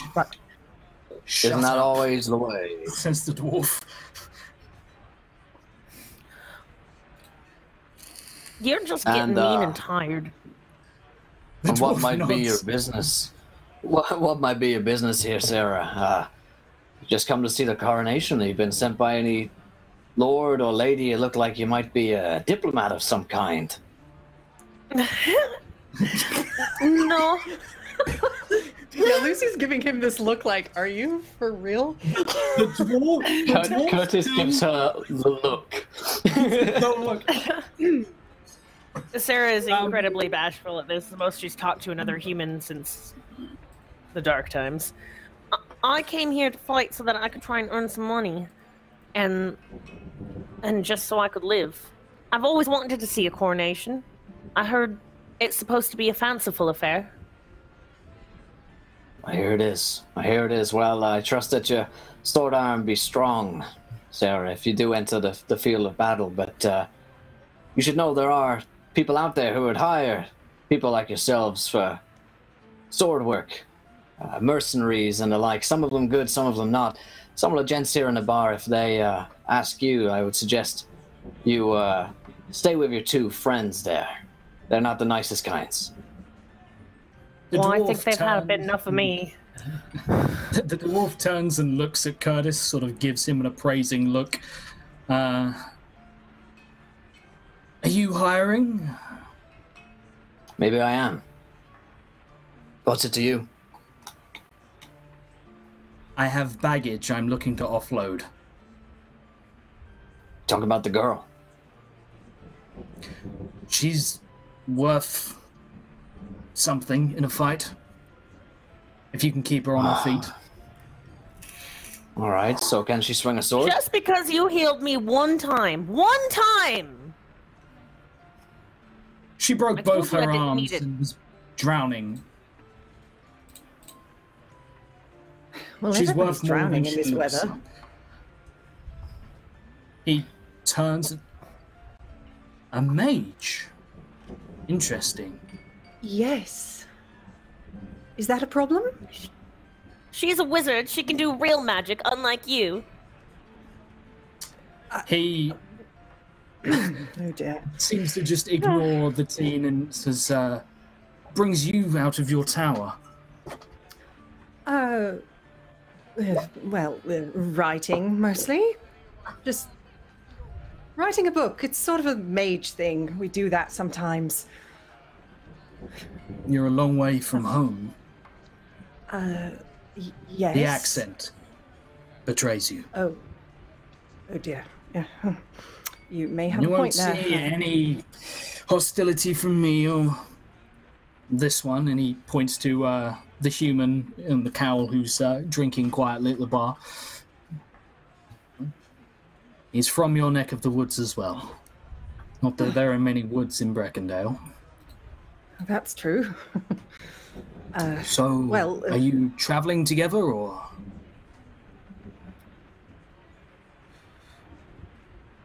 Just gonna be quiet and let Curtis answer that. Give him not the look, but a look. Curtis will put a familiar arm around her shoulder and say, "Oh, me and Lucy here are old friends. She was actually at my wedding.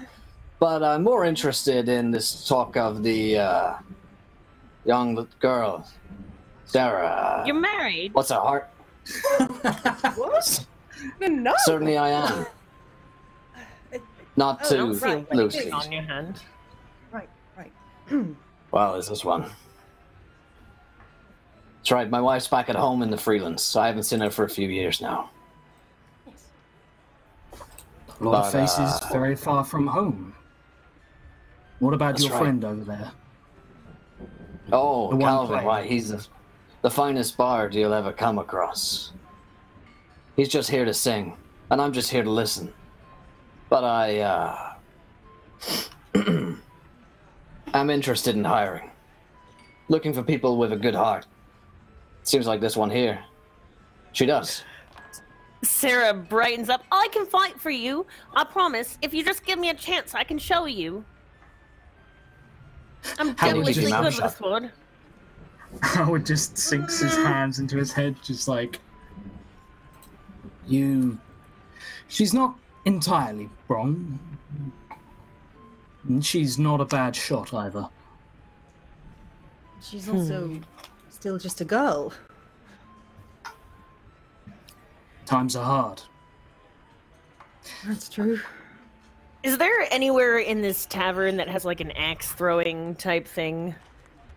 There's something akin to sort of like a dartboard, but it's for knives.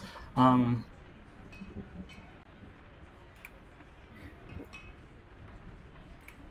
You gonna wanna try. uh-huh. Yeah, I'm gonna try and take my short bow and. Oh, it didn't give me my Do I modifier. see her? 16, it did. So I'm Have I gonna been whip it following- out Have I been and. following along this at all? Yeah, God, yeah, you absolutely see this.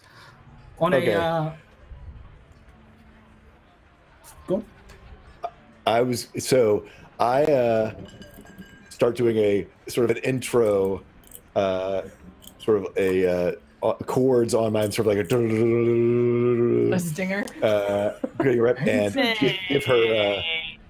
give her Wild inspiration.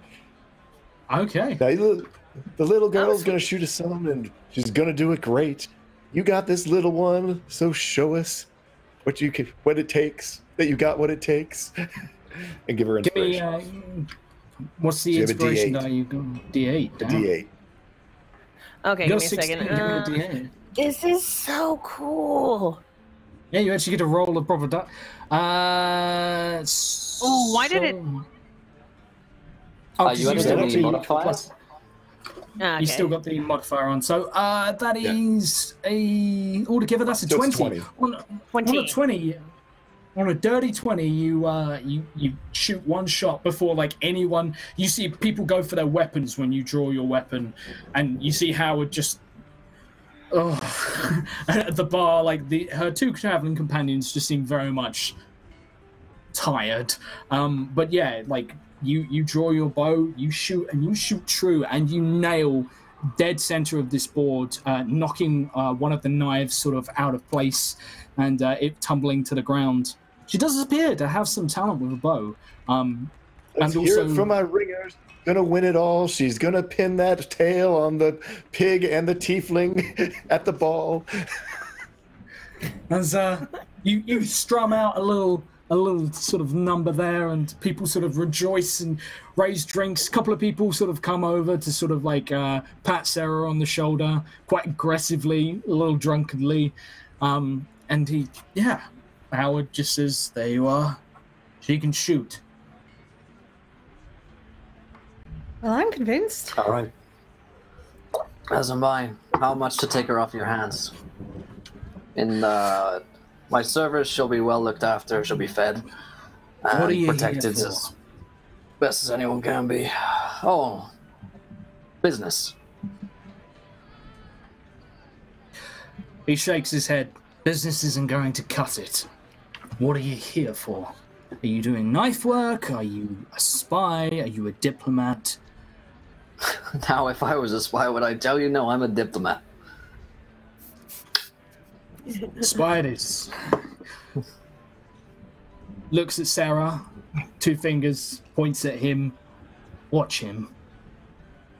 He's the slippery kind. Well, I think he's quite nice. He gave me a drink. He did indeed. Well, he opens his bag. He has a bag that is made of some very large reptile skin. It's green, like a doctor's bag. Opens it up, and there's a flash of green as sort of what looks almost to be... It almost looks like he opens it up and there's like a portal in his bag. Reaches in, rummages around for a few seconds, and then grabs sort of like out your traveling bag and everything else, like all of your sort of equipment, chucks it over to you, to Sarah's feet, and closes up his bag again and says, "Well, I'll be in town for a few days, maybe a week or so," and looks to the barman, puts some coin down on the bar, "and I'll be staying here, I assume. If you need anything, if he proves to be dishonest, let me know." I don't know that I'm ready to say goodbye. Thank you. Smile. He shakes his hands and just, no. We're not doing the big goodbye. We're not doing tears. We're not doing any of that. Leaving She in starts April, like lower lip quivering and like, I'm gonna miss you. He just like, no, I'm not doing. And Goddard, the human with you, stands up, and he seems to almost glide in his cloak over to you, puts a hand on your shoulder, Sarah, and just says, "Pay no attention to the old fucker. You're going to be fine. Just remember what we told you, remember to keep your feet equal distance apart. And remember... And he hands you, very slyly, a small half-drunk bottle of whiskey and just says, remember, always courage. Courage. Plenty of courage. He gives you a knowing look. And says, if you ever need anything, ignore him. You're always welcome here. Unless we're not here, in which case, we'll be around. It's not like it'd be hard to find Howard now, is it? He chuckles and says, people tend to gravitate towards him, if you understand my meaning. Small animals Bad. gravitate toward him. I think we've got Tia's Wild Magic Surgeon from Red Hawk as well, which read 4486. If you are now bleeding, the ground at her feet turns to 500 degrees. We're gonna burn the tavern down. We talked about burning down the She's not tavern. bleeding, is she? I'm not bleeding at the moment, as far as I know. Okay, we are going to say that, yeah, at the moment you're not bleeding, but I'll work that in a moment or so. Don't burn down the tavern. I will open her up in a moment We or just so. got here. We need at least 5 more episodes. Josh doesn't trust us with taverns anymore. We'll be here for the rest of the campaign. Yeah, this is true. That's amazing. As like Howard and our other friend leave, I can tell that Sarah looks a little sad. I'm just learning what this my class does. So I've spent like a minute talking to these guys right as they're interrogating me. So I kind of put a hand on Sarah and in similar voice, not identical, but certainly mimicked the speech of Howard and say, "Don't worry." I guess Howard sounded sort of more English. Don't worry, everything is going to be fine. Well, you can do magic too. It's a little trick that Calvin's taught me. Who's Calvin? Oh, that's our friend here. Calvin, you must meet our latest recruit. Wow, hello Hello. there. Calvin is. Or aren't you just a little sliver? Yeah, I'm sorry. Calvin is standing on a single chair, and he, like, you can make him out just sort of like his top half over the crowd that is gathered around. So well. But as sort of the crowd parts, Calvin just puts his foot up on like the back of the chair and sort of tips forward and like comes forward very stylishly through the parting crowd. A big smile, I imagine. Yeah. Well, aren't you just the sweetest little thing? Just the sweetest sunflower in the flower patch. Pleasure to meet you. I'm Calvin. You talk funny. I don't know that I could much sound like you. Yeah, you're getting pretty close there. Give it there a try. You're just gonna, you stick around with us, you are gonna be the shiniest spoon in the drawer. I promise you that. Your song was really nice. Thank you for helping me. I'm writing this down. It's so hard not to copy his accent. It's so hard. It's so strong. I'm a Canadian doing American, talking in British, trying to mimic a Southern twang. Okay, we got this. You got this. No problem. That's some mighty fine shooting you got there too. Thank Tell you what, you want to learn a thing or two about fighting. Curtis is your man. He's got that covered. Oh, You I can haven't fight. seen action for some time. Oh yeah, that's right. It's been like 2 days since he like killed a man. Oh yeah, I know. I was like, Sometime. It's been some time. you know, he's a little rusty, but every once in a while, you know, you can get an old dog to show you a trick or two.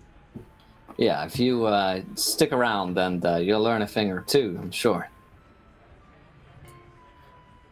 I've been in some fights, but I don't think I've ever killed a man. It's okay. Is it hard? Oh, You don't need to be in a rush to do that, dear.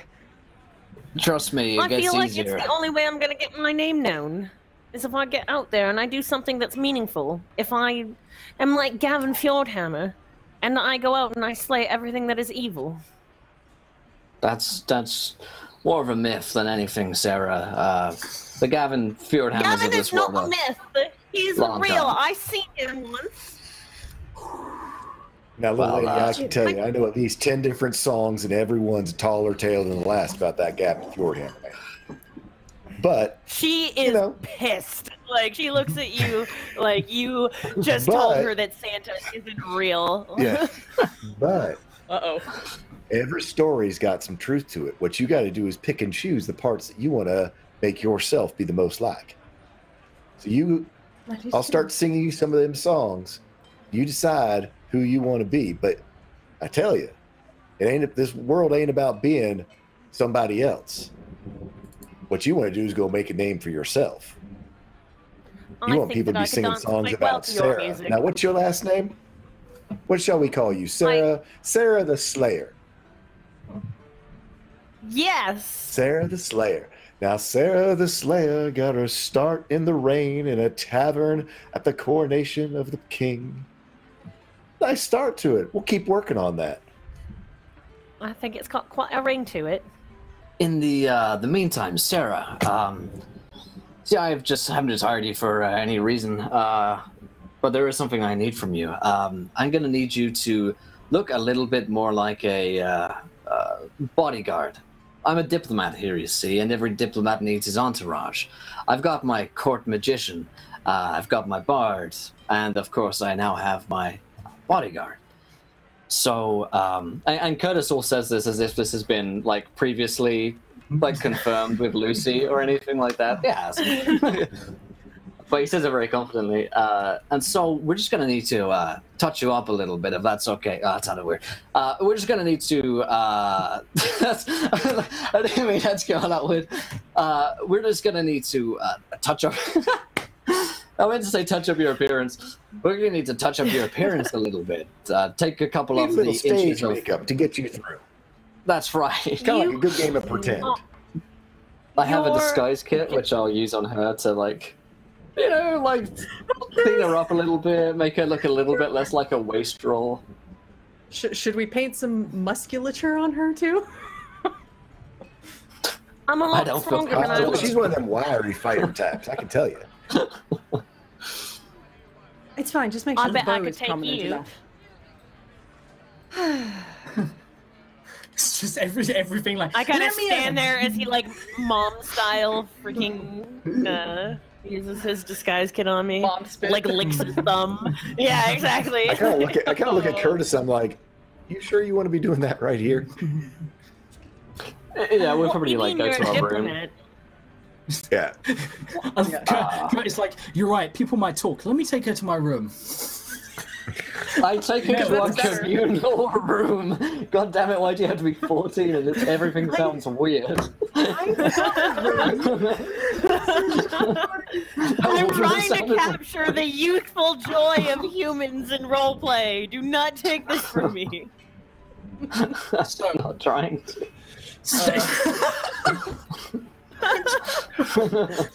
So breathe. It's not like we didn't just, like, buy you. Some old man. A sword arm. Yeah, so as all of this is sort of going on, there's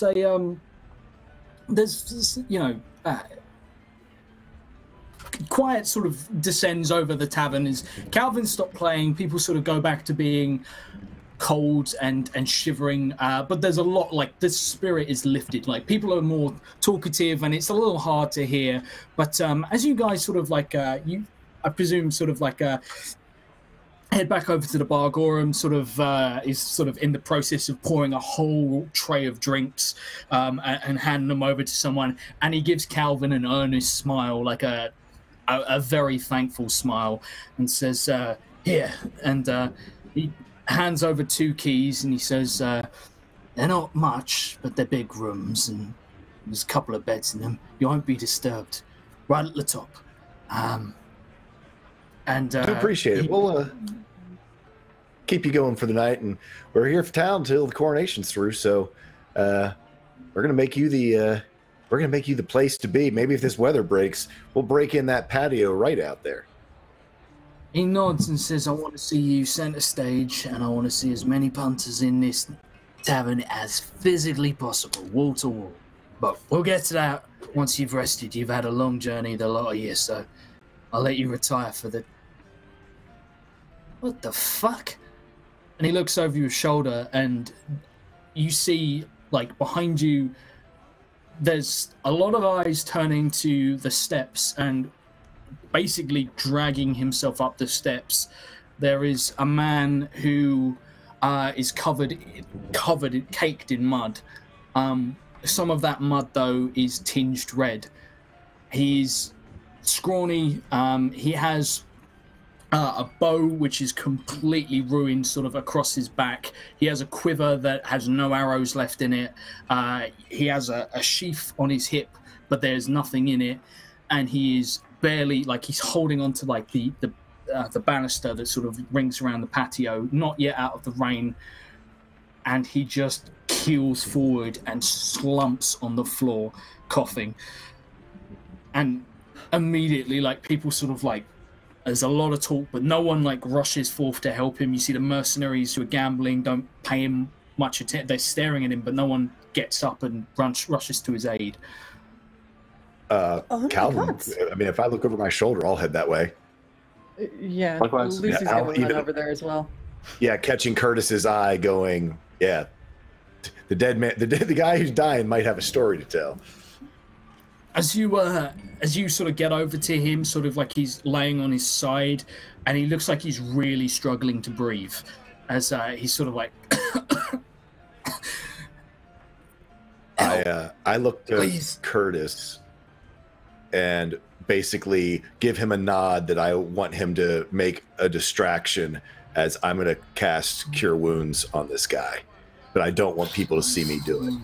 Yeah. So, yeah, distraction number 7. Con 20. Yeah. As you Curtis will like turn immediately to Lucy,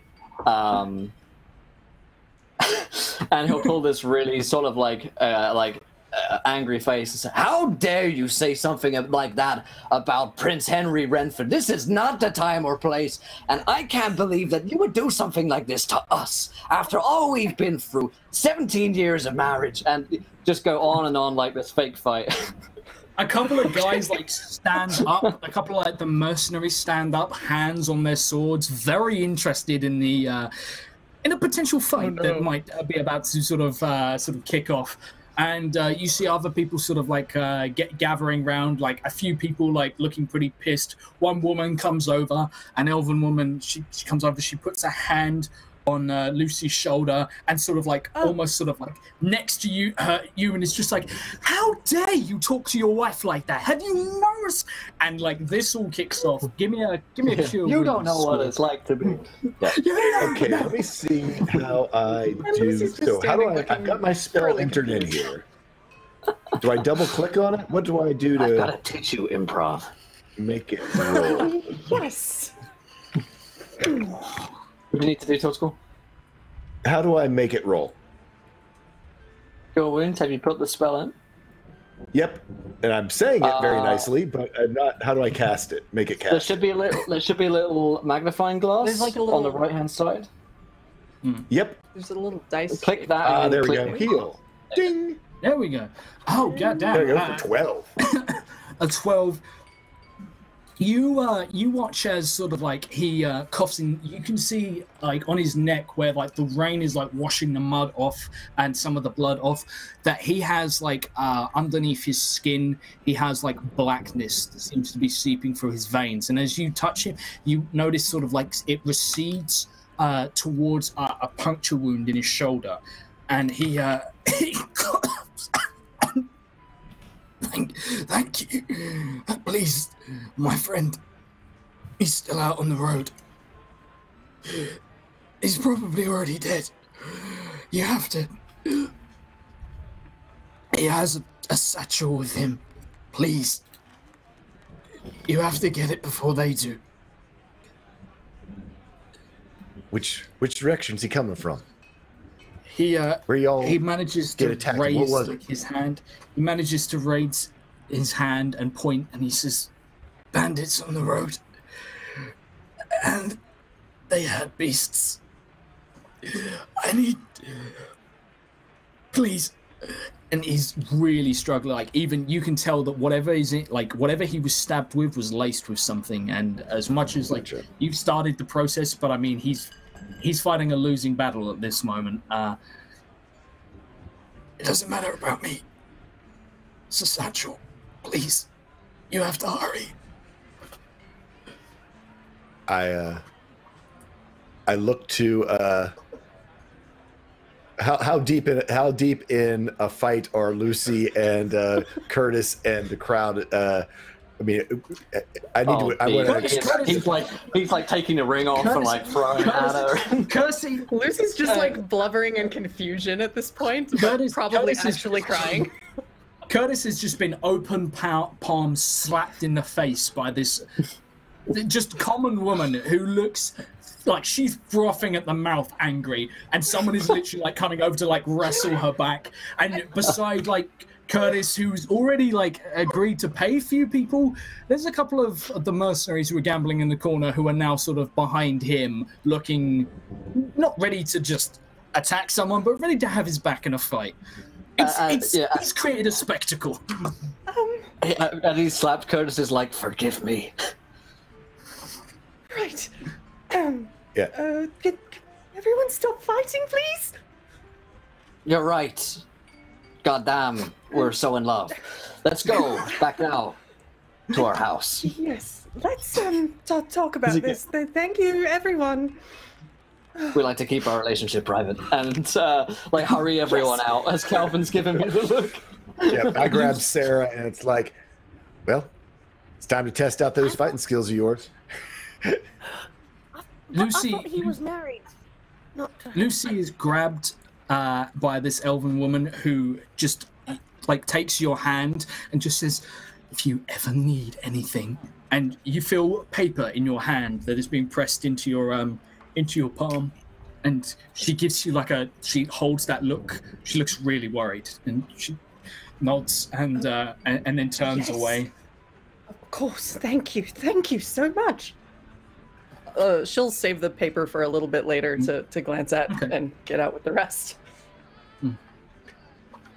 I got a wild magic surge. Let me wild magic keep on surge. going. Oh no! And one for Tia as well from Shadow Rodney and Red Hawk. Thank you guys. Sweet. Okay, let's see how we go so far. We've already got gosh, that low. Oh dear. That's not even 1,000. Oh, two that aren't even 1,000. Two that aren't even 1,000, ladies and gentlemen. You guys want to? This is the first, actually. The other day. We've got a wild magic surges. Oh god, what are they? Mine is 7:30. Caster derives no nourishment from food eaten after sunset. Oh, there's not much food around anyway. You notice that like food is like there's a lot of people drinking, a lot of people getting very drunk very quick on empty stomachs, but like food is next to non-existent. The only people eating here are the Orc and Howard. That is it. And what's? I don't know. I'll work it. I'll go with it. Okay. Let's read it out. Okay. It'll be fine. Yeah. Let's read this one out. Caster distrusts anyone who won't let her examine their teeth. As one does. You like to look someone straight in the mouth. Are you just getting like wisdom teeth through or something? Like you've just got your brace off and you're like really fascinated by teeth or something? Well, you can tell a lot by a person. You can tell a lot by their person in their teeth. You can see how they was raised, and if they were raised proper, if you got all your teeth, then you're good to go. There's a man dying on the road. Let's go, Sarah. Yeah, we go charging down the road. Yes. You're going to have to trust me for now. Worry about it later, right. dear. But you, no. Sarah. I was gonna take Lucy by the arm and just be like, "You just got to roll with it. Can tell you, traveling with us is more exciting than an orc widow's 4th wedding when her 3rd husband shows up. But it's always fun. Come on. Right, of course. I'm going to have to ask you for that one again. As Orc, the party, an orc widow. Man, I'll tell you later. as the party charge out off of the patio and sort of down the road in which the wagon actually travelled, you guys are heading sort of back on yourself as you begin to sort of move. What's the marching order? Who's leading the party? Well, I'll be by Curtis. Curtis because as far as I I think know, it's- I'm supposed to protect him. So Yeah, I guess Curtis would. I'd say, if he goes. I mean, it's That's 2. probably 2 and I'm 2. probably probably behind them. So Me and Lucy, because Okay. I was sort of talking to her. As you guys make your way down the road, sort of, it's not long. It's sort of maybe 10 minutes of sort of hard, like jogging, as opposed to sort of running, not being able to really get much speed in this horrible weather.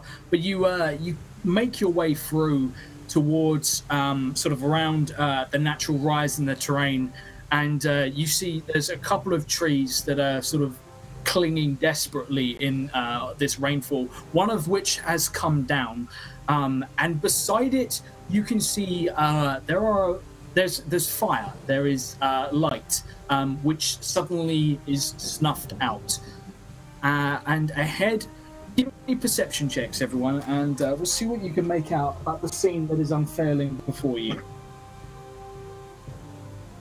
Skills, perception.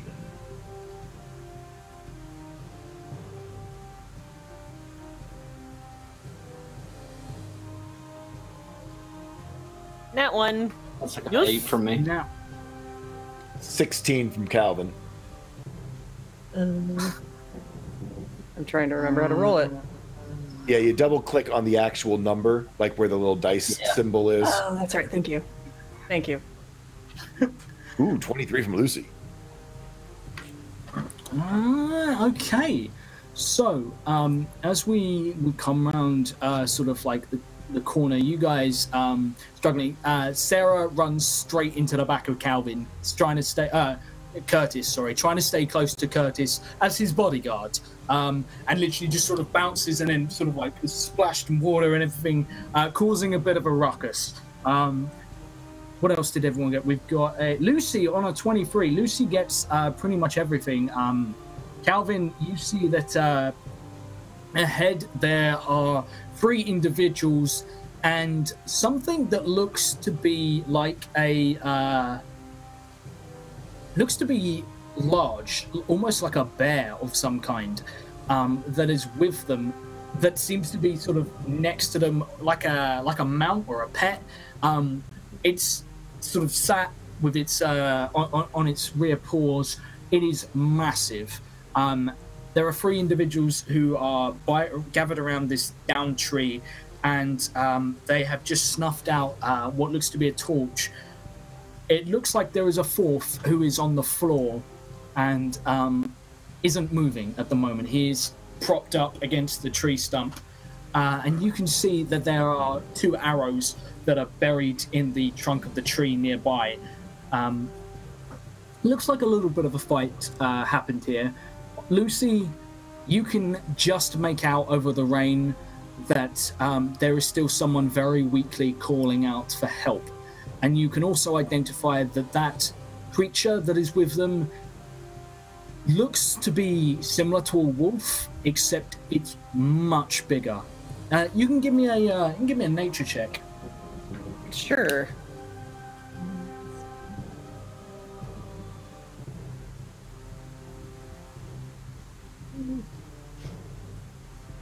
On a 12, it's a big wolf, possibly a dire wolf. It is unpleasant looking. As Excellent. yeah. You guys are still sort of like, you've just come around, Curtis, like you've just been bumped into, but you can make out ahead a few bits and pieces. What's the plan? That is a very large wolf out there, and somebody's still crying out for help. We should help them, I think. Save that man. Let's take him alive. Kill the beast. Right. Absolutely. I let fly an arrow Oh. as soon as my new commander tells me to kill the beast. You just shoot immediately. Do I get a pot shot off? You can, absolutely. You can have one at advantage as they haven't spotted you just yet. As Oh, God. without waiting for any sort of plan or anything, we have an arrow loose. I like it. Cool. That was the coolest thing ever. Right. Can I just go ahead and cast On- Mage Armor now?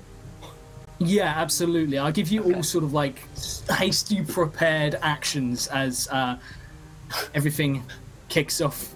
And wild magic for cute wolf from Ronan Z. Thank you, my friend. Oh man, How oh cute man. that is. Oh no. No. Ronan, stop! We want to live! Ronan, Why stop. you do this? Stop! Do you want to roll a d10,000, Josh, or shall I? Is that for the I got it. wolf? It's the The wolf. Okay, cool. Yeah. I'll get this one off for you real quick. 2869. Wolfie. If the wolf is wearing a magic ring, the effect of the ring is reversed. Please let him be wearing a magic ring. He's Some kind wearing a of thing may be reversed. He is wearing a collar. And That is a ring of time. you don't see any. It appears to just be. There he is. Yeah, he takes the hit. Have you rolled damage for me? Is that the? No, that was an advantage, so I rolled 2 of them. I still have to... 1d6 plus 4. Oh god, I know what a d... It's been so long since I've looked at actual dice. There we go. Yeah, it's weird. 10. It's weird, and they're like, well, they're not actual dice, they're digital dice, but it's cool. I like Fantasy Grounds, this is nice. So on a, you absolutely hit, and this thing is going to take just. Oh, these character sheets. There we go. So how much damage was it? 10 damage. That was the 10 wolf- damage. Wolf lets out a sudden howl of anger. What does everyone else do? Sort of like your quick preparation. We've got Lucy casting Mage Armor on herself. Curtis and Calvin. What's the plan? I'm gonna blowgun the creature. Now, I haven't talked to you about this, Josh, but seeing as I've been reading this Midgard Heroes book, and I was thinking of how to make myself actually useful in combat. The blowgun is like the D4, but I was wondering if I could use the poisons in the optional weapons rules, which are like a Death Toad toxin, a creature hit by a dart coated with this poison must make a DC 10 con saving throw or take 2d6 poison. The downside of these being I have to prepare this with my poisoners kit, and I only have 10 of them each poison kit roll. Okay. Okay, right. So, Up to you. so what's the damage story on this? So it's a D4 on the blowgun itself, but 2d6 poison would be the poison Yeah, damage. absolutely. Of course. Okay. Okay. Give me that shot to hit, and we'll see how we do. 19 to hit on the blowgun. 19 hits, absolutely. You just and it goes the distance, quite a distance. Like you have to like angle it up somewhat. See, these guys are sort of about 60 feet away, but you manage to, without having to sort of, without they're not moving. It slams into home. Give me some damage. It is 5 piercing damage and a DC 10 con saving throw. Okay. That is 15 plus. It makes the con save. Does it take Nice. half So damage? just no half damage. I think it's pretty much how that's going to be sort of balanced, the low con save.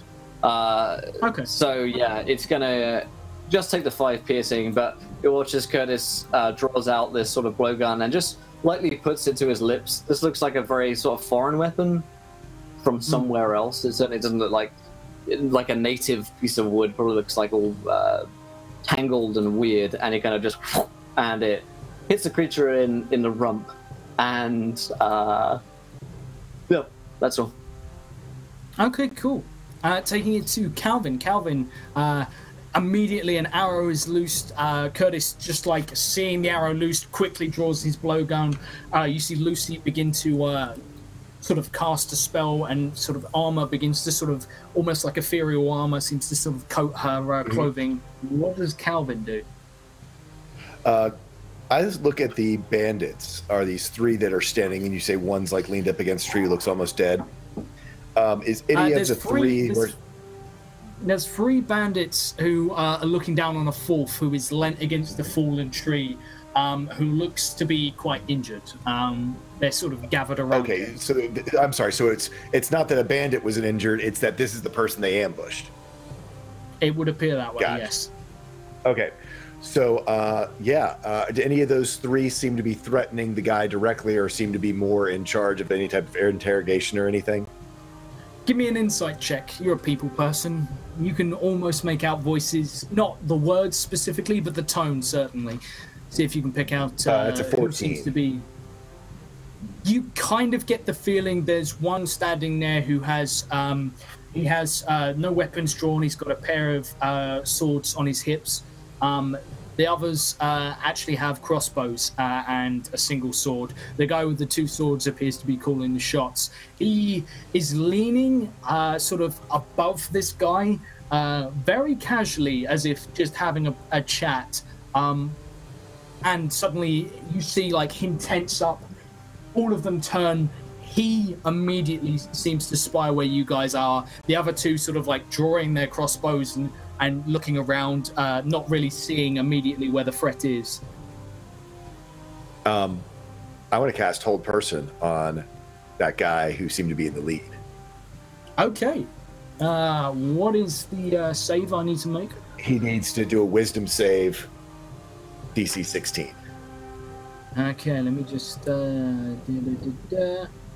Not great at wisdom, this guy. Not great at wisdom. That is a nat 1. That is a nat 1.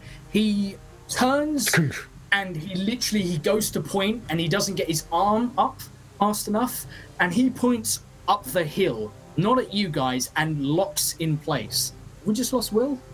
Don't know if we just lost Will. Uh-oh. Looks like maybe. He's gone on mine. He said be right back in the chat, so he'll be there soonish. Oh, there you go. Oh, okay, yeah, cool. So yeah, he's pointing up, and you see him freeze in place, and both of the guys look in that direction. They haven't spotted you, and he hasn't spoken, unable to speak whilst held. Awesome. So yeah, that's what I do. I was gonna. He doesn't say anything. He just basically does a little strum on his, very quietly to cast the spell. Just because I believe it actually is pretty quiet. Indeed. Okay, right. Now, I'm going to roll some initiative, but I'm going to give you guys an extended surprise round. As with a nat 1, he's fluffed it, and you guys are in. So let me just bring up... I assume we need to roll some initiative too? Or you do it, or do you do it all? No, he said we get one more pot shot because he crit failed, so I think we all get another round of attacks if we can squeeze it in. So I'm gonna pop off another arrow. So there we go. Let me just add these guys to. I believe I can add them like so. I don't know if you guys can see the combat tracker. Nope. I don't see it. Right. I think we have to turn it on. Oh, it says turn Lucy. Look, it says it in chat. Turn Lucy. There we go. Oh, That's there, cool. look at that. Yeah. Yeah. Nice. Okay. I pop off another arrow. Are you going for the wolf still?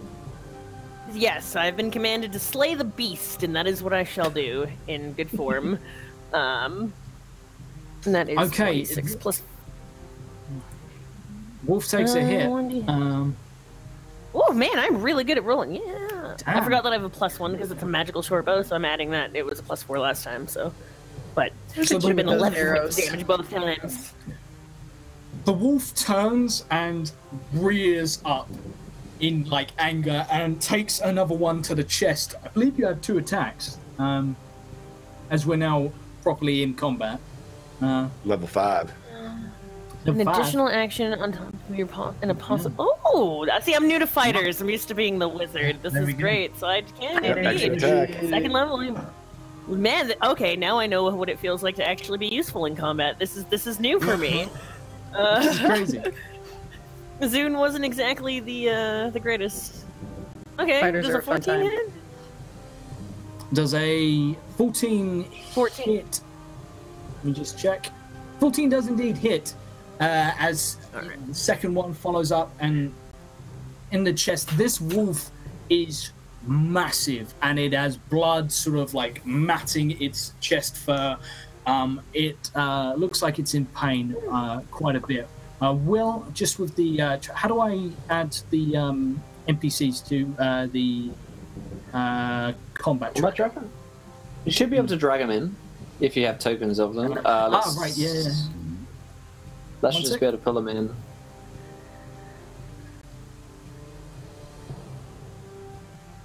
I believe this will do it. Hello.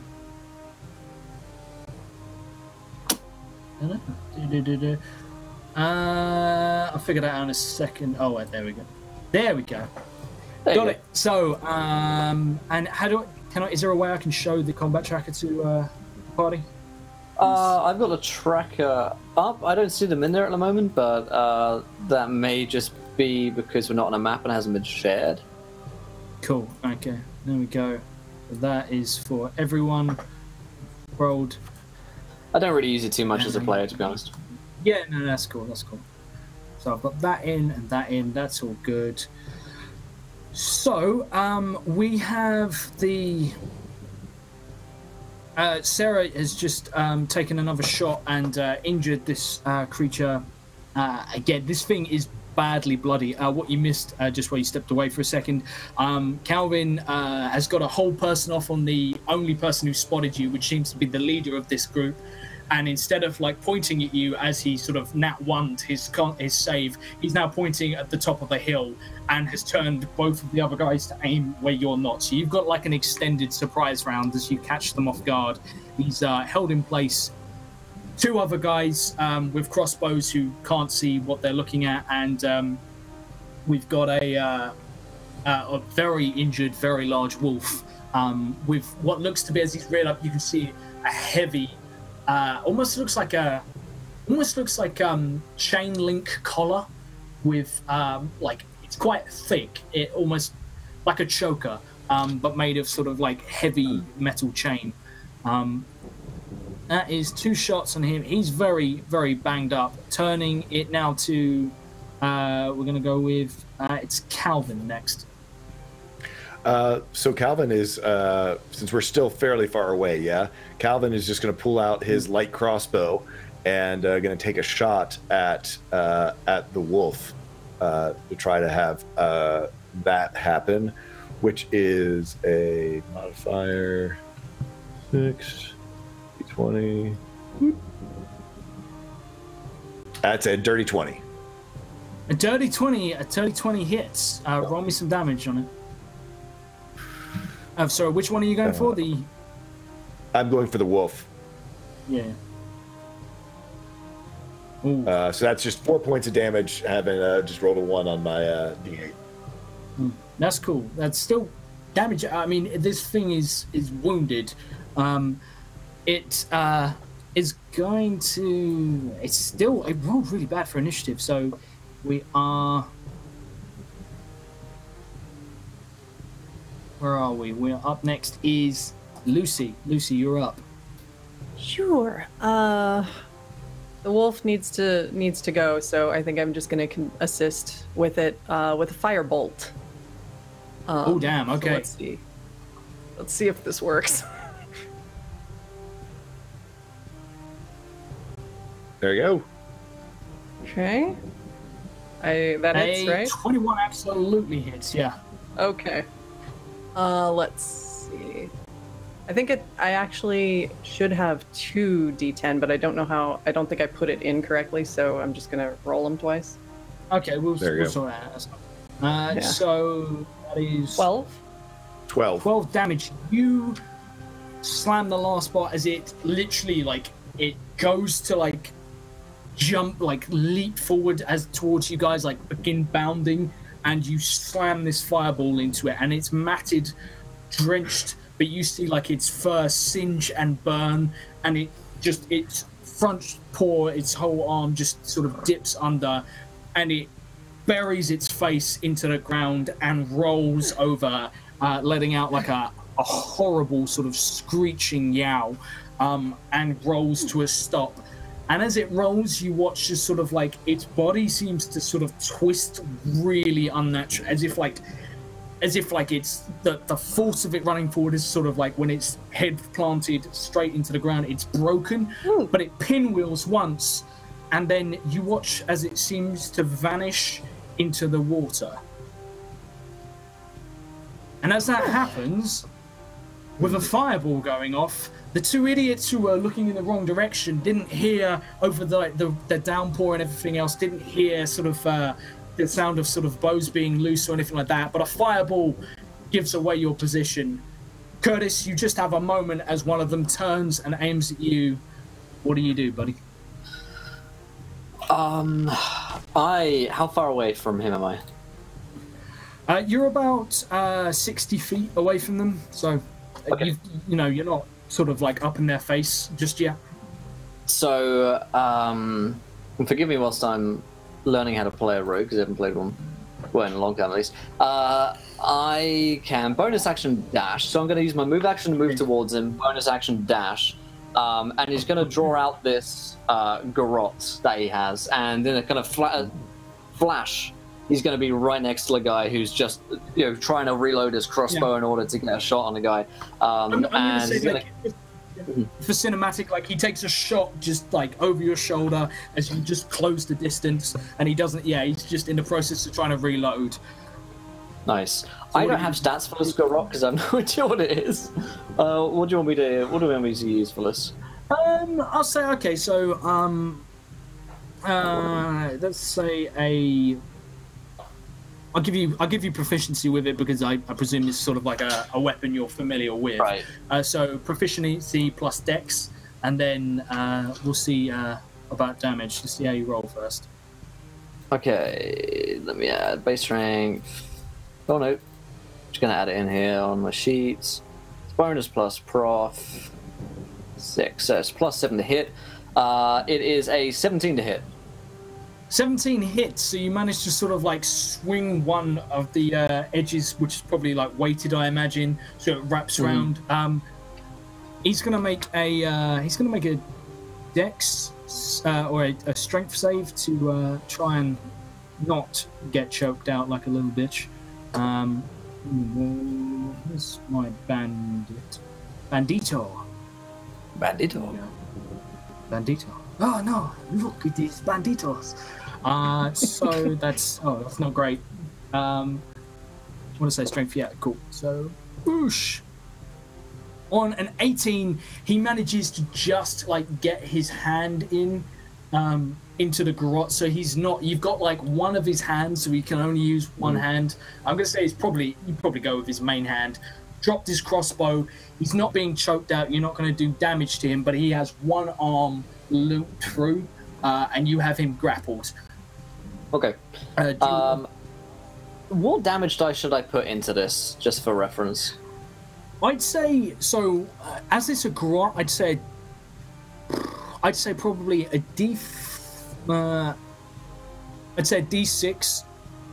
But if you get like a crit or a sneak attack or like advantage or anything like that, I'd say maybe like if you manage to successfully get up and like with the rules of assassinate for a rogue, I'd say probably like 3d6, and it automatically grapples your target, because it's the kind of thing that if you're in good with a garrote, it's a very dangerous weapon, but it's more to like the sneak attack. Sorry, that's fine with me. Yeah, Josh, how I've seen it done before is that actually you have it be both a attack roll like you did, and then a saving throw from them if they so it's a low saving throw, so like a DC whatever, come up with a low saving throw, and that it's a like a 3d6 if they fail, because then it chokes them, or it's half damage, so then it's more in line with like sort of a normal damage of a dagger or other close roguish weapon. Yes, so we'll go. I can't remember what the DC used to be like for the enemy. Either you contest it, you can either do like a contested dexes that he was more dexterous. We'll make it your dex plus your 8 plus dex plus proficiency for you. So whatever that amounts to, that's your save, and it'll be a dex save versus that.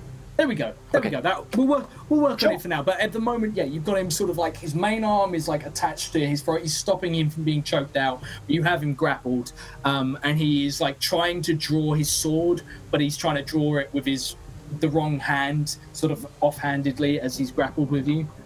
I believe you used your bonus action to dash and sort of like your action to do that. So that's right. Yeah. Also, Shadow Rodney gives each player and the dungeon master a advantage and a crit success for tier. Thank you, my friend. Oh, okay. Thank you. In which case, the bandit is going to add advantage.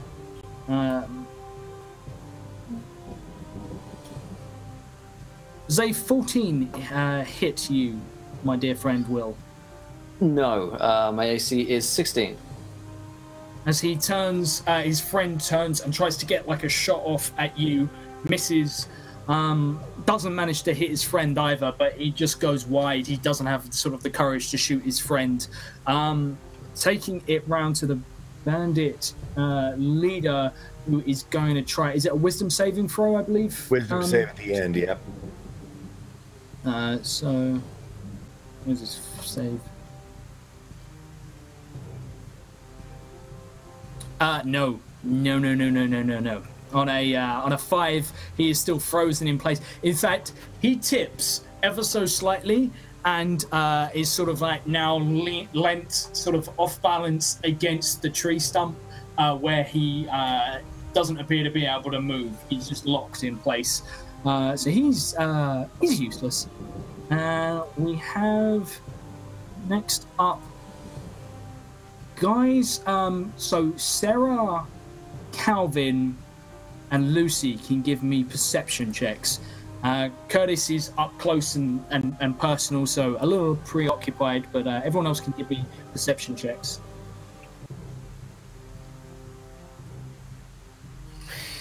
So perceptive. Wait. The most perceptive. Yeah, Calvin's concentrating on keeping this guy held. As everyone else misses this, Lucy, you see the wolf you nailed doesn't re-emerge from sort of like the water. A body does, of a almost entirely naked human with a very nasty, bloody-looking collar cut into his neck, and he is literally like, you can see like his face is above the water, and you can see like the tips of his hands. He's floating on his back, and he's just sort of like, looks like he's been sucked down into the mud, exactly where that wolf pinwheeled in. Does he look alive or dead? Not in the slightest. He doesn't move in the slightest. Okay. That's interesting. So it is, who's up? We're up to Sarah. I am going to use my critical success that was given to me, and I'm going to loose another arrow. Does that mean that I get to just do double damage? Yeah, you do. When you crit success, you do double damage for every dice you roll. So roll twice as many. Yeah, double the dice, not the result. Bonus. Okay. So so that is 5 and 4, 9, and then another d6 will be. Oh, okay. So when you're rolling for that, just heads up. Cool thing that you can do with Fantasy Grounds: if you right-click on the dice you want, it comes up with a wheel. and that wheel, you can roll like 2, 3, 4, Oh, 5, 10, 15, 20, cool. and it'll add the modifier to whatever you roll. So if I put in sort of 3 plus 3 there, and I'm using a D8, and I 2D8, I chuck them in, and it does both of them plus, and it does it all for you. It's amazing. So, the magic of really cool. fantasy grounds. There you are. Nice. So there we go. Yeah, you. How much damage did you do? Sorry, I was distracted. It's Showing off. 18. 18 damage. No, 14. 14? You don't double the modifier. I see. Yeah, I you see. don't double- That's right. Yeah. Yeah. So Got it. 14 damage Not that good. is enough to hurt this guy. Let me just check.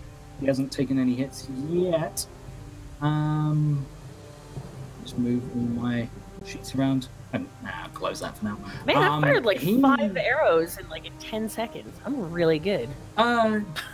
Tell me all about how you kill this guy. I've just Is been he- is he casually toughness? just like I'm practicing at the archery range the way that Dad taught me. Just like no emotion on my face. You know, I've gone from that jubilant little child to focus time, and I just heard him scream.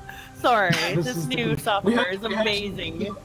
We heard you shoot earlier, and I was just like, that was an arrow sound. That's the coolest.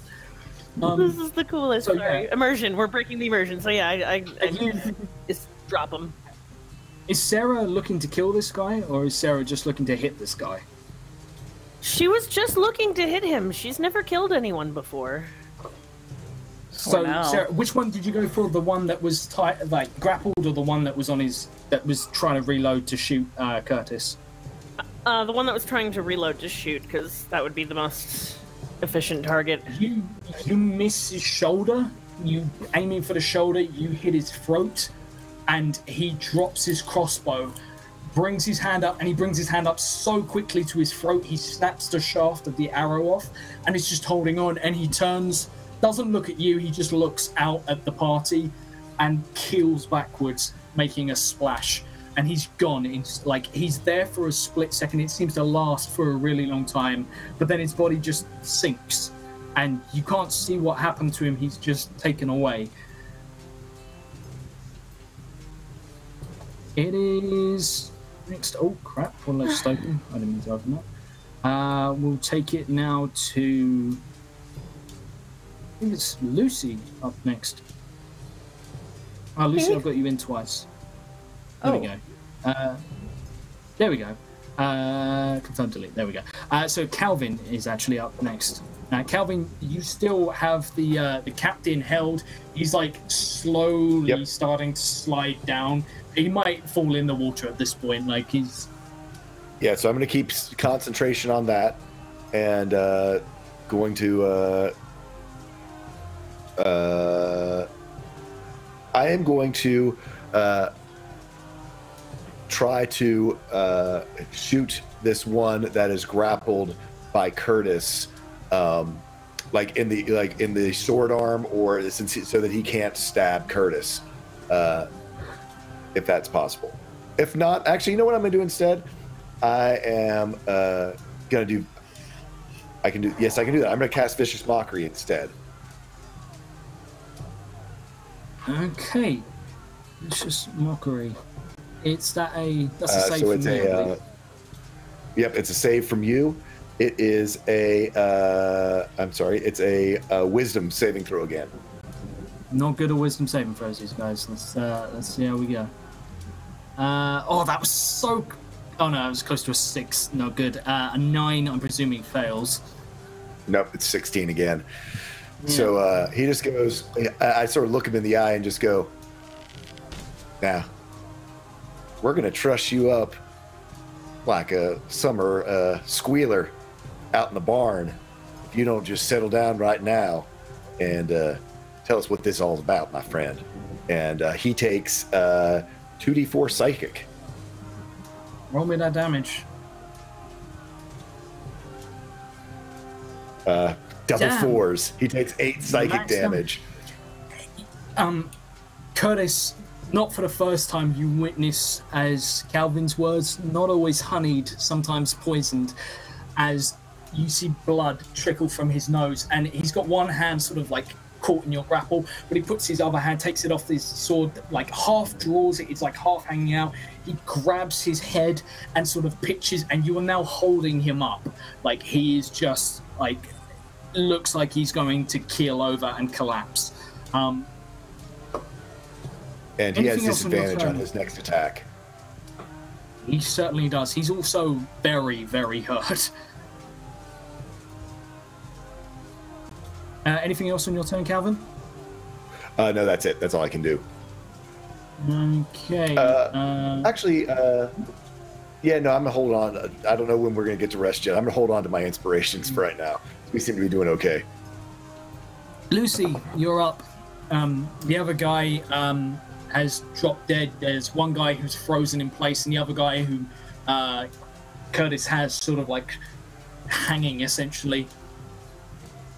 Okay. So there's just one more that's somewhat able-bodied at this point, the one that's been kind of frozen in place. Is that right?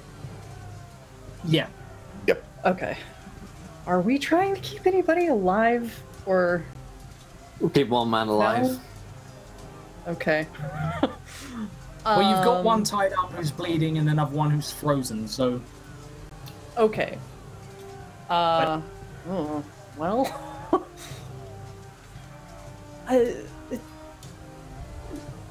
I guess I'll go for the guy that's locked up, that's frozen up right now, so we can finish him off, because it sounds like the other guy is pretty well taken care of. Okay. So I will just firebolt him again. Absolutely, you're at advantage. Gotta click that button. There we go. I'm at advantage. You crit. He's paralyzed, so you automatically crit. Cool. So roll me 4d10? Is it? No, I think it is, yeah. Firebolt. I'm a little new to wizards. No, because 2d10 for the cantrip 2d10 damage, and it's a crit because he's paralyzed, so it's 4d10. Okay. Yeah. Oh my gosh. Yeah. So I guess I'll just punch the button 4 times. So that is 18 damage. Nice. This firebolt slams into him, and he's sort of like, you see him sort of like wrench in place, and you hear sort of like a half-muted squeal of pain as his clothing blissfully doesn't catch fire simply because of the rain, but I mean, you scorch and splinter the wood that he's, the overturned trunk that he's against. Anything else on your turn, Lucy? I think that's it. I think I've done enough. Okay. Oh, I heard him scream. Screaming! It's so weird. Okay, I will stop geeking out over this eventually, but it's the first episode, so I'm just in love with it. We're just a little starstruck. Okay. Taking it to Curtis. Curtis, the guy just like in your sort of garrote, just says, please don't kill me. We've already got we've got some guy bleeding out and one guy frozen, you said? Yeah, the guy frozen like is being on fire. Yeah, is frozen in place by Calvin by magic, and you know enough, having traveled with Calvin, it's not going to last indefinitely. Like he's paralyzed, but like at the moment. Speaking of which, he actually gets to do it. Is surrendering. Oh yeah, he does. He can get to do a wisdom save just against the whole person with taking damage. Taking. I always forget that wisdom save. There we go. Oh, you know what? I'm not sure that he does. Well, he failed it anyway, so it's all good. Yeah, other ones specifically say it. This one literally says only at the end of each of its turn. Because it's concentration on me. The way to break it is concentration hit by damaging me. That's why. Yeah. So you, Curtis, what's your call? As you turn around to find that the guy behind you is dead, and someone behind me is dead, but it looks like Calvin's got some guy in a hold. This guy is sort of saying, "Please spare me." Just sort of like run his throat through, pull it out to the point. It's probably got a blade, some kind of. No, it doesn't have a blade on it because it doesn't. Because No, but yeah, yeah, it's got a sharp enough edge on it that could cut his throat.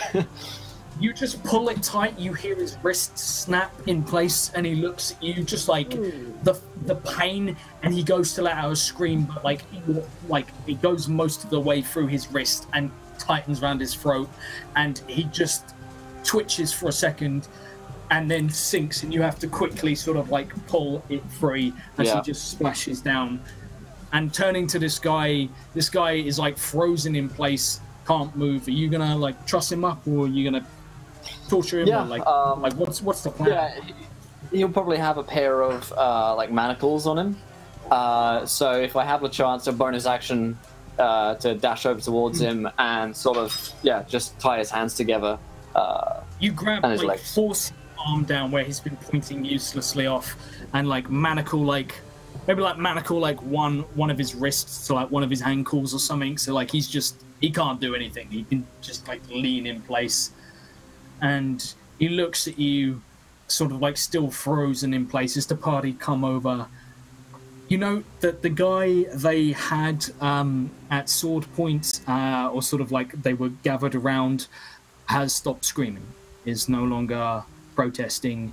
He's bled quite heavily. He's got a broken shaft of an arrow through his shoulder, and it looks like he's been beaten bloody. Almost unrecognizable. But the guy you've got sort of tied up is leant against the tree trunk and looks pretty dazed. Does it look like the guy who is against the tree who's been beaten, is he like dying or is he stable? The guy is slumped down there. He's dead. Like the guy who got hit by the fireball, who was frozen. No. The guy they were like interrogating, the person they attacked. Did he die while we were fighting? He looks like he's dead. You can roll me a medicine check. Okay.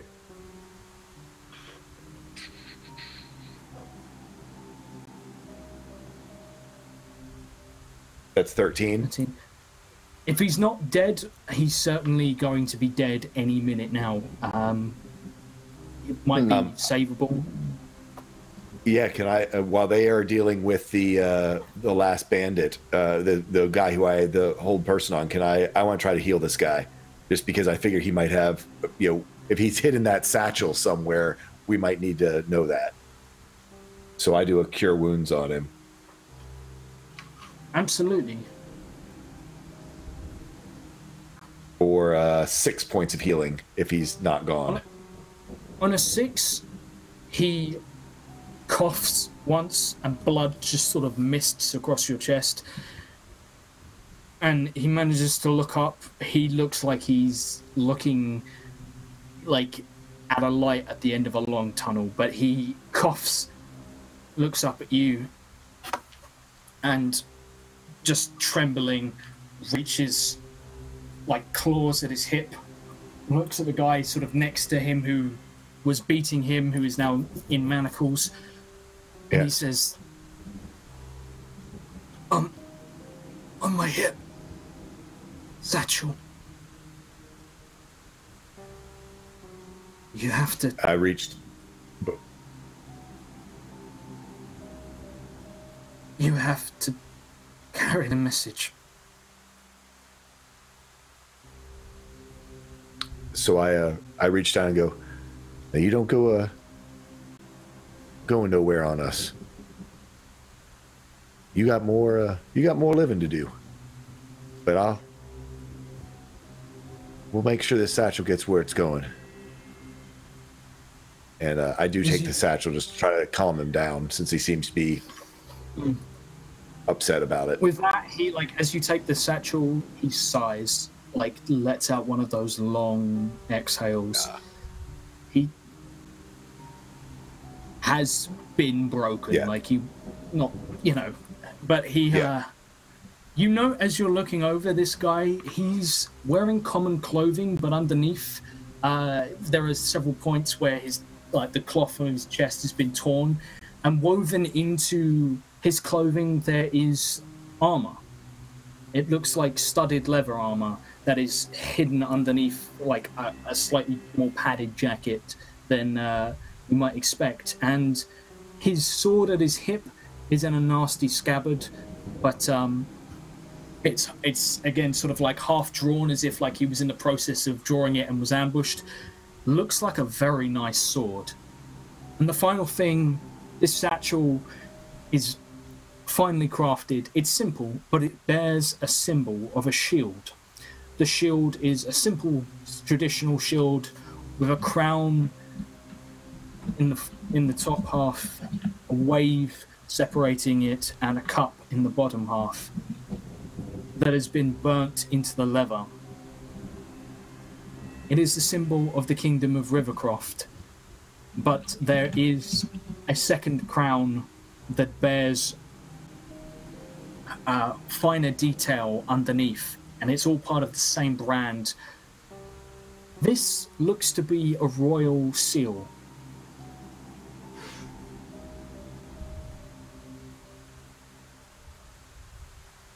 Okay. I mean, is this guy, even after the healing, is still dying on me, or is he? He like a quick like you realize he's had at least a puncture wound. He's probably internally bleeding. He's been beaten. He's probably, you've already experienced that the last guy that you took into the care who was with this guy had something laced on the arrows. He's in a bad shape. He is clutching to life.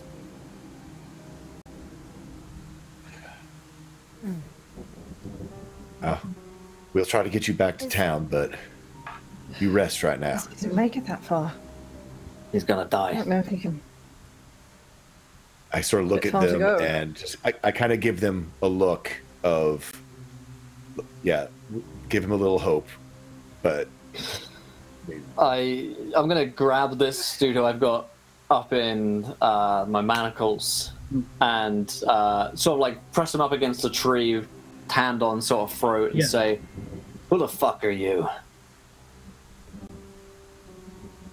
He smiles, and for those paying attention, is Sarah looking at this point? She's kind of standing near the body of the person she killed and just kind of is in shock. So I'm there, but I'm not really there. Give me a perception check, Sarah.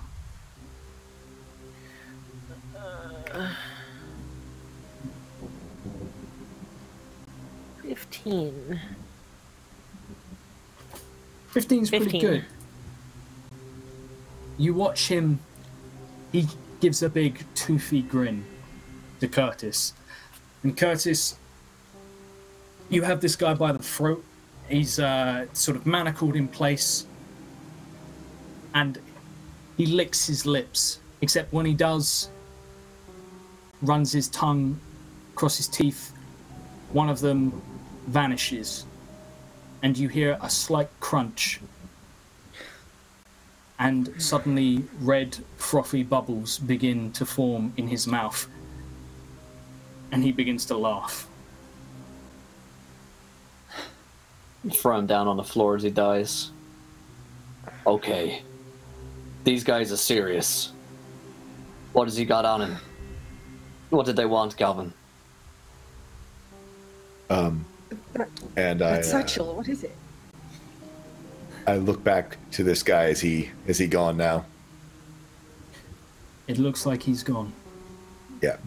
I just close his eyes. And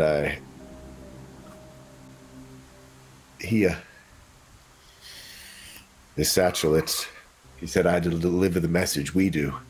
But that right there, that's the symbol of Rivercroft. That's a royal seal. And this guy wasn't just some farmer traveling. That's some fancy armor. That's a fancy sword he's got right there. Royal messenger.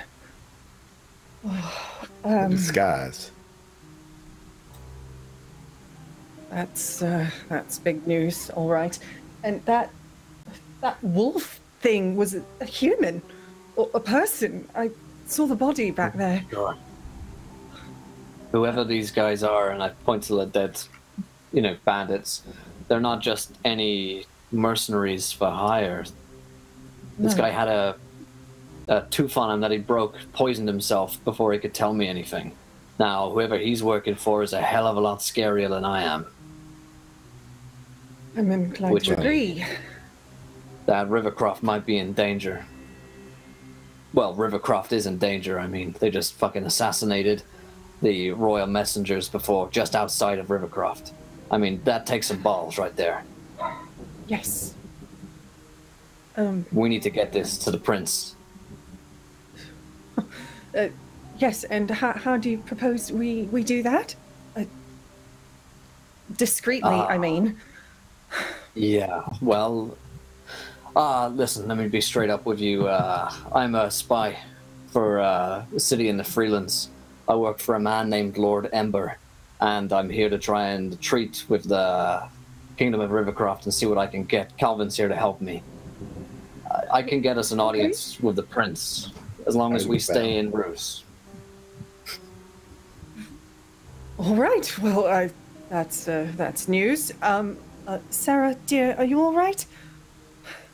Sarah is moving at all? She's just, no, she is just while you guys are talking all this stuff, she's just standing there looking at this body, and like you can't really tell if she's crying or if it's just the rain. Sarah, sweetheart, come here, dear. And Lucy will go over to her and try to catch her by the shoulders to kind of get her awake. Sarah. Oh. It's all right. Come on. A lot has happened. Don't you worry about that. It happens. I thought that I was just going to shoot him in the shoulder. I didn't. Well, sometimes you hit better than you think you will. She like is like realizing that everybody else is there now, and she tries to straighten herself out.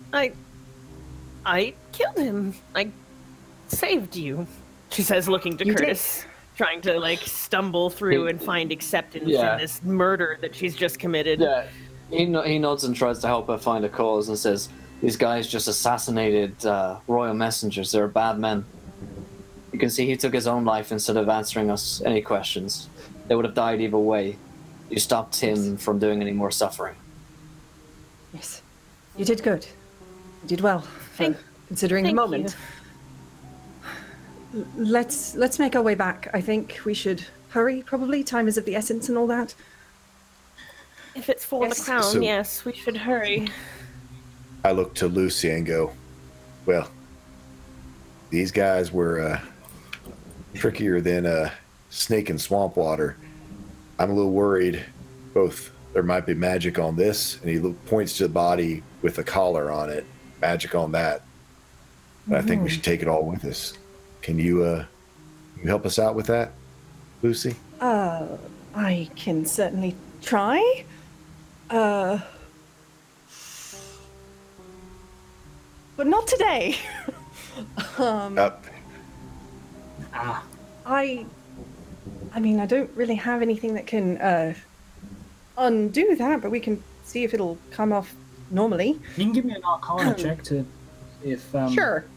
Yeah, I don't have detect magic, but I can generally check. All right. Let's see what I can do. Roll for...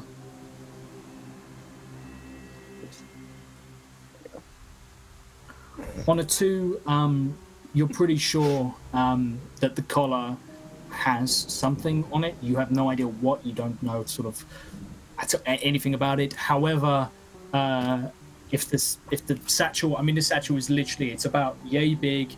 It weighs nothing. It just like, it almost seems like it's empty. But there doesn't appear to be any magic at all. If there is, it's beyond your skill or your not understanding. Speaking of which, this satchel is not actually sealed in any way. Does anyone open it? Well, I mean, if it doesn't seem to have any arcane symbols or anything like that, I mean, does it seem to be sealed in a way that if it's open, that's going to be told that it's open? I mean, if this is like a royal, is it like a wax seal on it or whatever? No, it's got like a belt loop sort of catch. It's nothing fancy at all. Yeah, I guess I'll open it. You open it. Inside, there is a single, very small, folded piece of parchment. What's take inside, it out Calvin? and, well, it's like they said. It looks like it's a message. I take it out and unfold it to read it. It is written in common.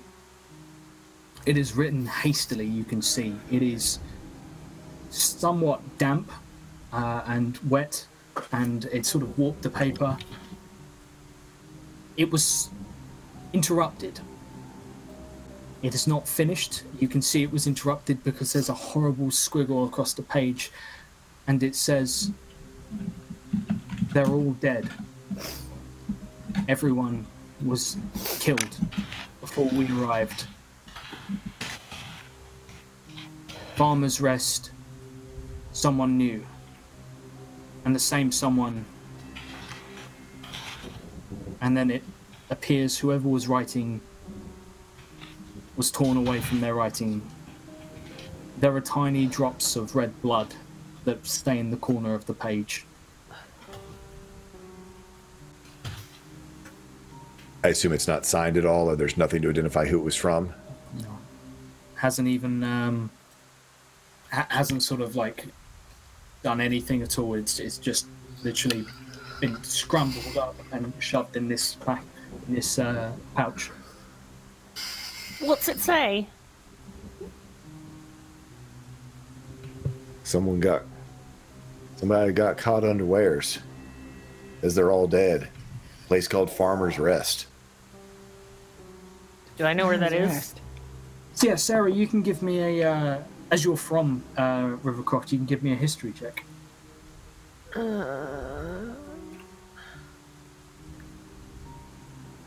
Nice. Yeah, 18. On an 18, you know that it's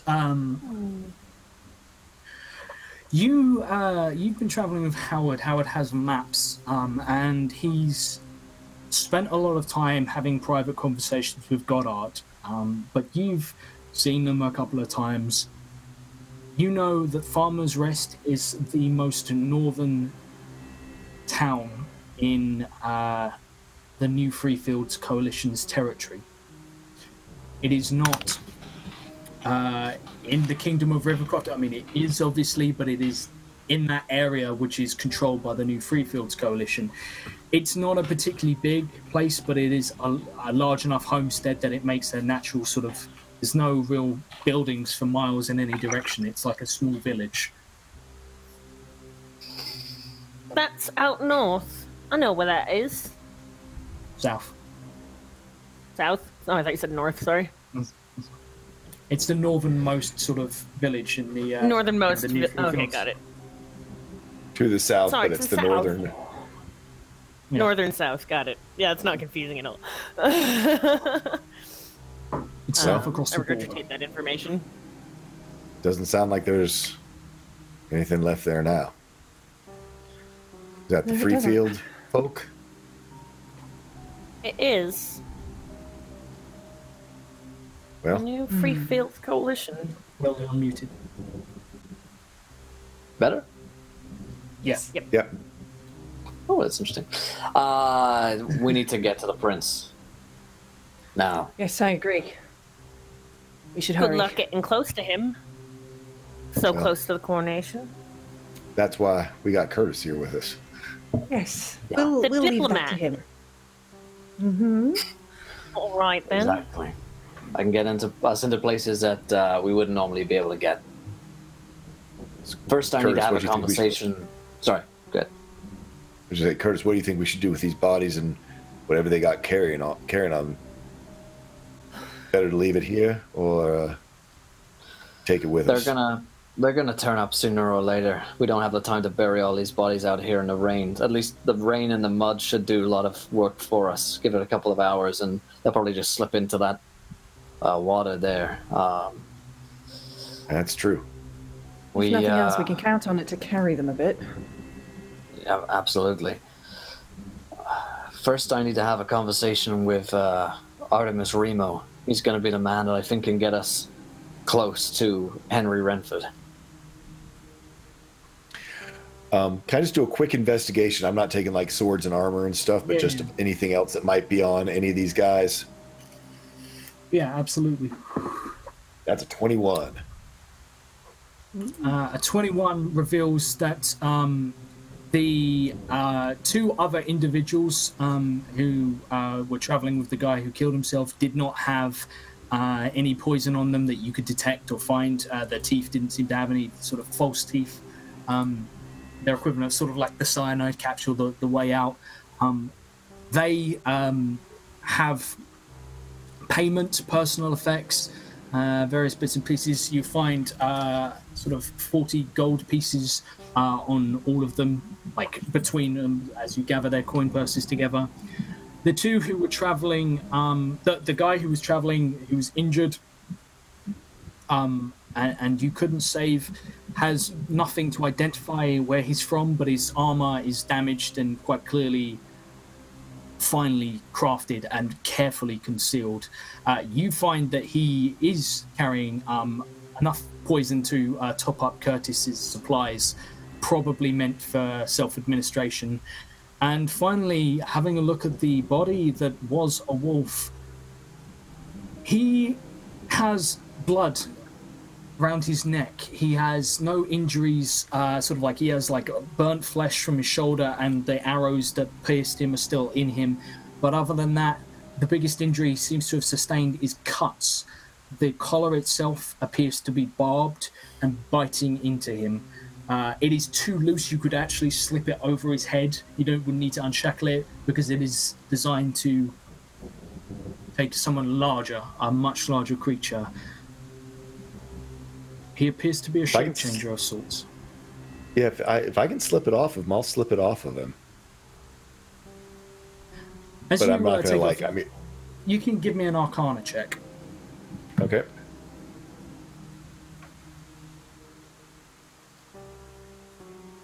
It's only a 7. Oh.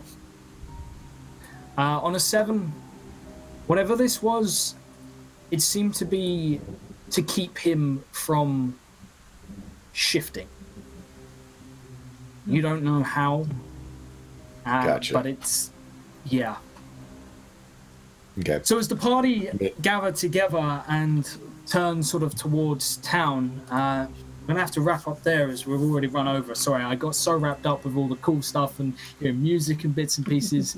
But the party turns and looks back towards town where the festivities are sort of being erected, and very soon people will begin to flood in, pun intended, and it appears that something is not quite right with the coronation looming. So, nice. Thank you everyone for coming along for the ride, a new season of Long March. I had a blast. I'm Encounter Josh. You can find me on Encounter Roleplay, doing Encounter Roleplay things, and also on Firefly on Fridays, which Orlani will tell you some stuff about, because I'm gonna wrap it up here and throw it over to someone else to say what they thought. Absolutely. And where we can find you. Yeah. Thank you guys for watching. Hopefully you guys enjoyed the first episode of the Long March Kingmaker. I know I certainly had a great time, and getting to meet these characters and actually playing with them for the first time has been awesome to see everyone fleshed out. Everyone has their own super unique character, and it's really fun to see how the dynamic formed within about 20 minutes. So I'm looking forward to the next episode and to see if we can help out Rivercroft. If you guys enjoyed the show, hit the follow button and join us. We're here every Tuesday at 5 p.m. for the Long March, but we have a host of other shows here on Encounter Roleplay. Tomorrow is Wednesday. It's a big day on Wednesday. We have 3 shows for you. Starting at 1 p.m. Eastern, we have my show, Doors to Darkness, Call of Cthulhu 7th edition, with the joys that are Mildred Crabapple and Louis Delgado, amongst others. At 4 p.m., we've got Warhammer Beneath Dark Bowers with both nerds from WebDM. Jim Davis is running Warhammer Fantasy 2nd edition. That's the second episode of that. And then at 7 p.m. Eastern, we've got Star Wars Rise of the Dark Side. So join us for tomorrow's shows, as well as the Long March, of course. The session 0 for the Long March just went up onto the YouTube channel. So if you want to see how we create these characters and start making the campaign, strongly suggest you go over there and subscribe to the YouTube channel. Another thank you to our sponsors. Fantasy Grounds has been awesome tonight. All the rolls, all the cool stuff that we've been up to.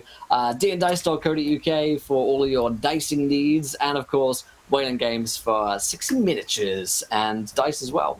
But let's go around the cast and crew. Did we enjoy ourselves? Where can we find you guys online? We've already done Josh, so let's go over to Tall School. What do you think tonight, Tall School?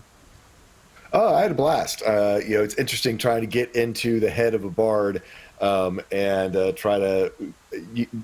I'm trying to be as witty as Calvin's is supposed to be, but it's funny. I get about halfway in and I run out of material. But it was fun. I had a great time. I look forward to sort of exploring him even more and seeing how it all comes together. I'm Tall Squall. You can find me at Tall Squall on Twitter is the best place to go, and there you can find links to all the other stuff that I do, including a campaign that I DM for charity on Saturdays. Just check out my pinned tweet, and it will tell you all the things you need to know. But I had a blast. It is very cool always to play, and Will might announce something that's coming up soon that I'm super excited about. Late this week, we have the announcement that no one knows anything about this announcement. There's nothing that you guys would possibly know. We've been so secretive about it on all our social media. We've been NDA'd, guys. Oof, the NDAs are strong on this one, and no one's been able to talk about it whatsoever. Thank you, Tall Squall. Laurelania, same question for you. Hi, had great fun playing. I've never played a human before, ever, and I haven't played a teenager in a long time. Haven't been a teenager in a long time. So I really hope that I was able to capture some of that, even with the hangover. My Tia Zimmer on Twitter, Laurelania on Twitch. Mondays, I do my own D&D campaign, alternating good DM versus bad DM week to week in my homebrew world. Tuesday, I have the Long March here and some other thing that we haven't talked about at all. And then Fridays, I am part of a Firefly campaign, and the alternating Friday, I am part of a Life on Mard campaign, which I recently just got to play with Matt Mercer and friends, so that was fun. And our lovely Kiana from this channel as well. And that's all about me. That's me. That's me. I love you. Buy dice. Use Fantasy Grounds. Thank you, Tina. And last but not least, our newest member of the Long March. Oh, hey, you know what we didn't do today? We didn't make a Long March pun. No, I actually realized that at the very end. I wanted to sneak it in. I was like, I'm too hungover to care. No, you've broken it. But we did have shameless Tuscan fire whiskey. The curse has the curse been broken. I know. But you guys also left the tavern. You left the tavern. So welcome. We left to the tavern. Yeah. Welcome to the new reformed cast, Jess. How did you find it?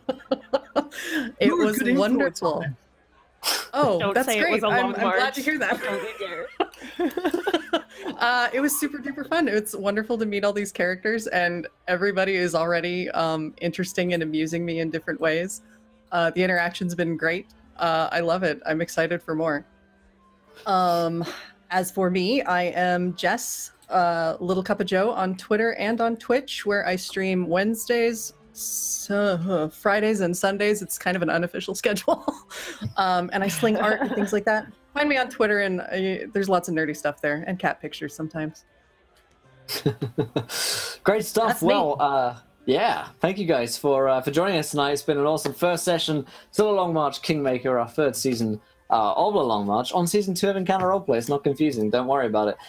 Tomorrow we've got Call of Cthulhu, we've got Warhammer, and we've got Star Wars. The day after we've got City of Mist, and we've got D&D5E. So sign up to the shows, my friend. Enjoy the schedule. In the meantime, you can follow myself on Twitter, all of the social media and shit is there. The website, encounterroleplay.com, for all of the different articles on D&D, news, reviews in the RPG space.